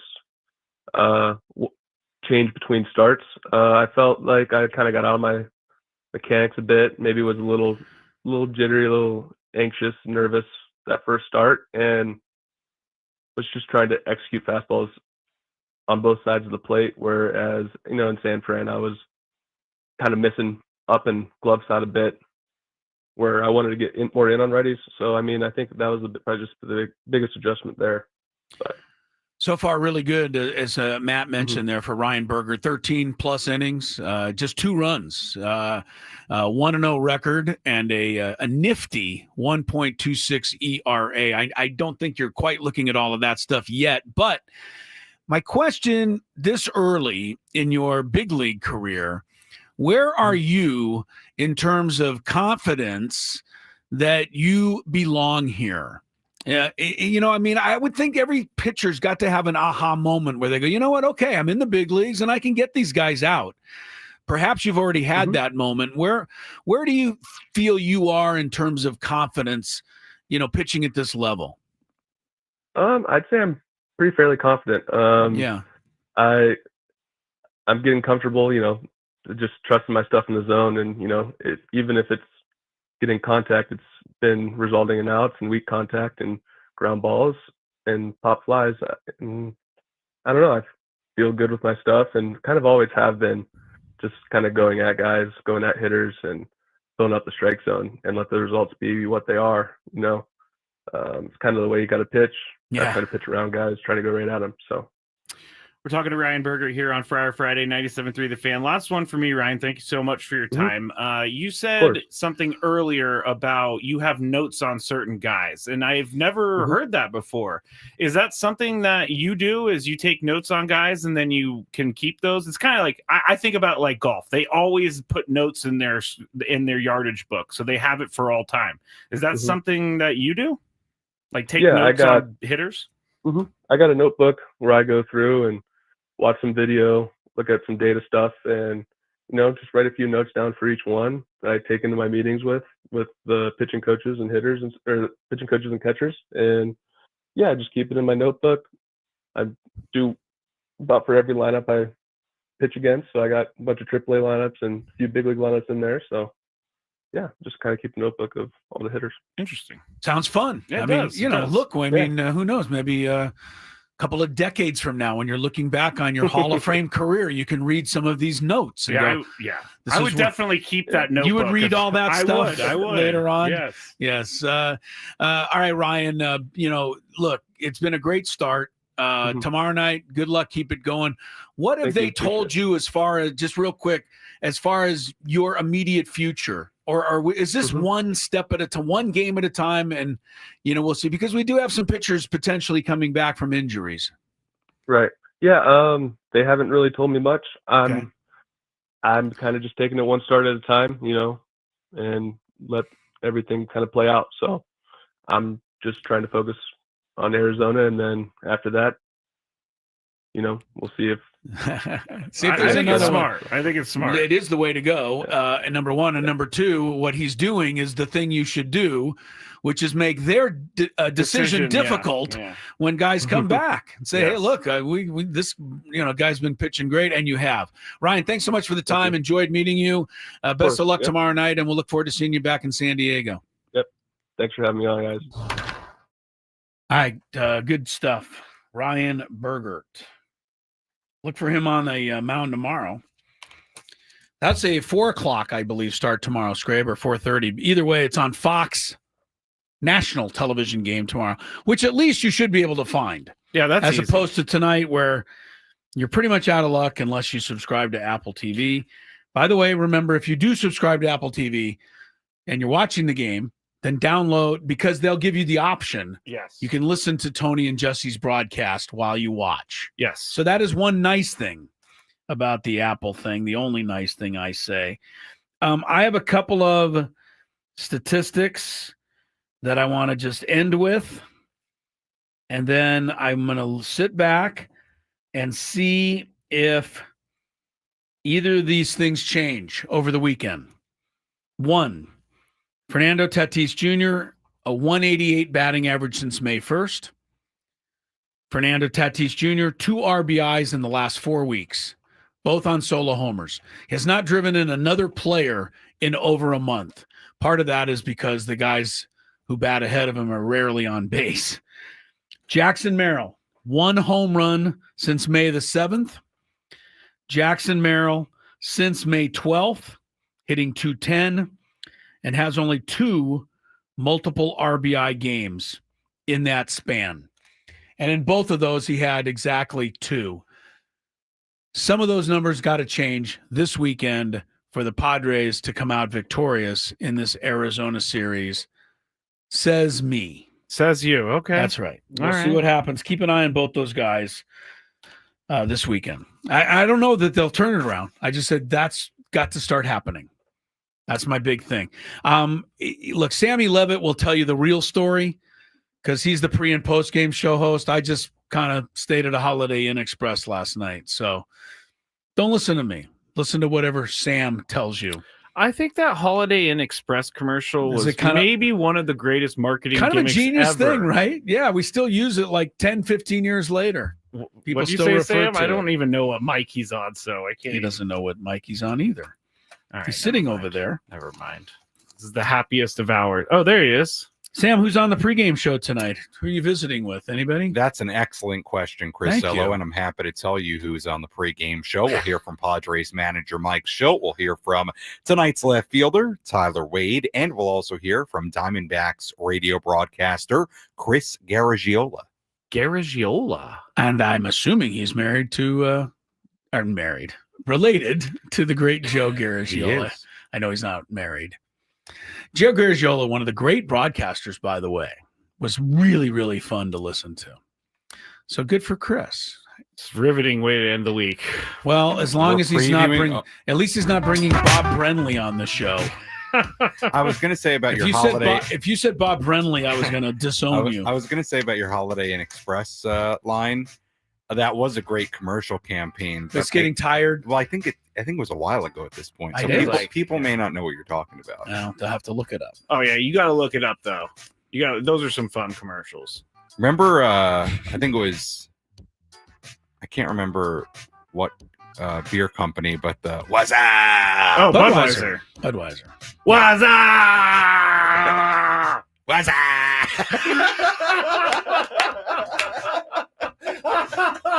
great. That was great. That was amazing. Chris, take us home. I don't know. I don't think we need a pregame show. You can just do that for the next hour. That'll get everybody ready for the game. Have a good weekend. We'll see you Monday.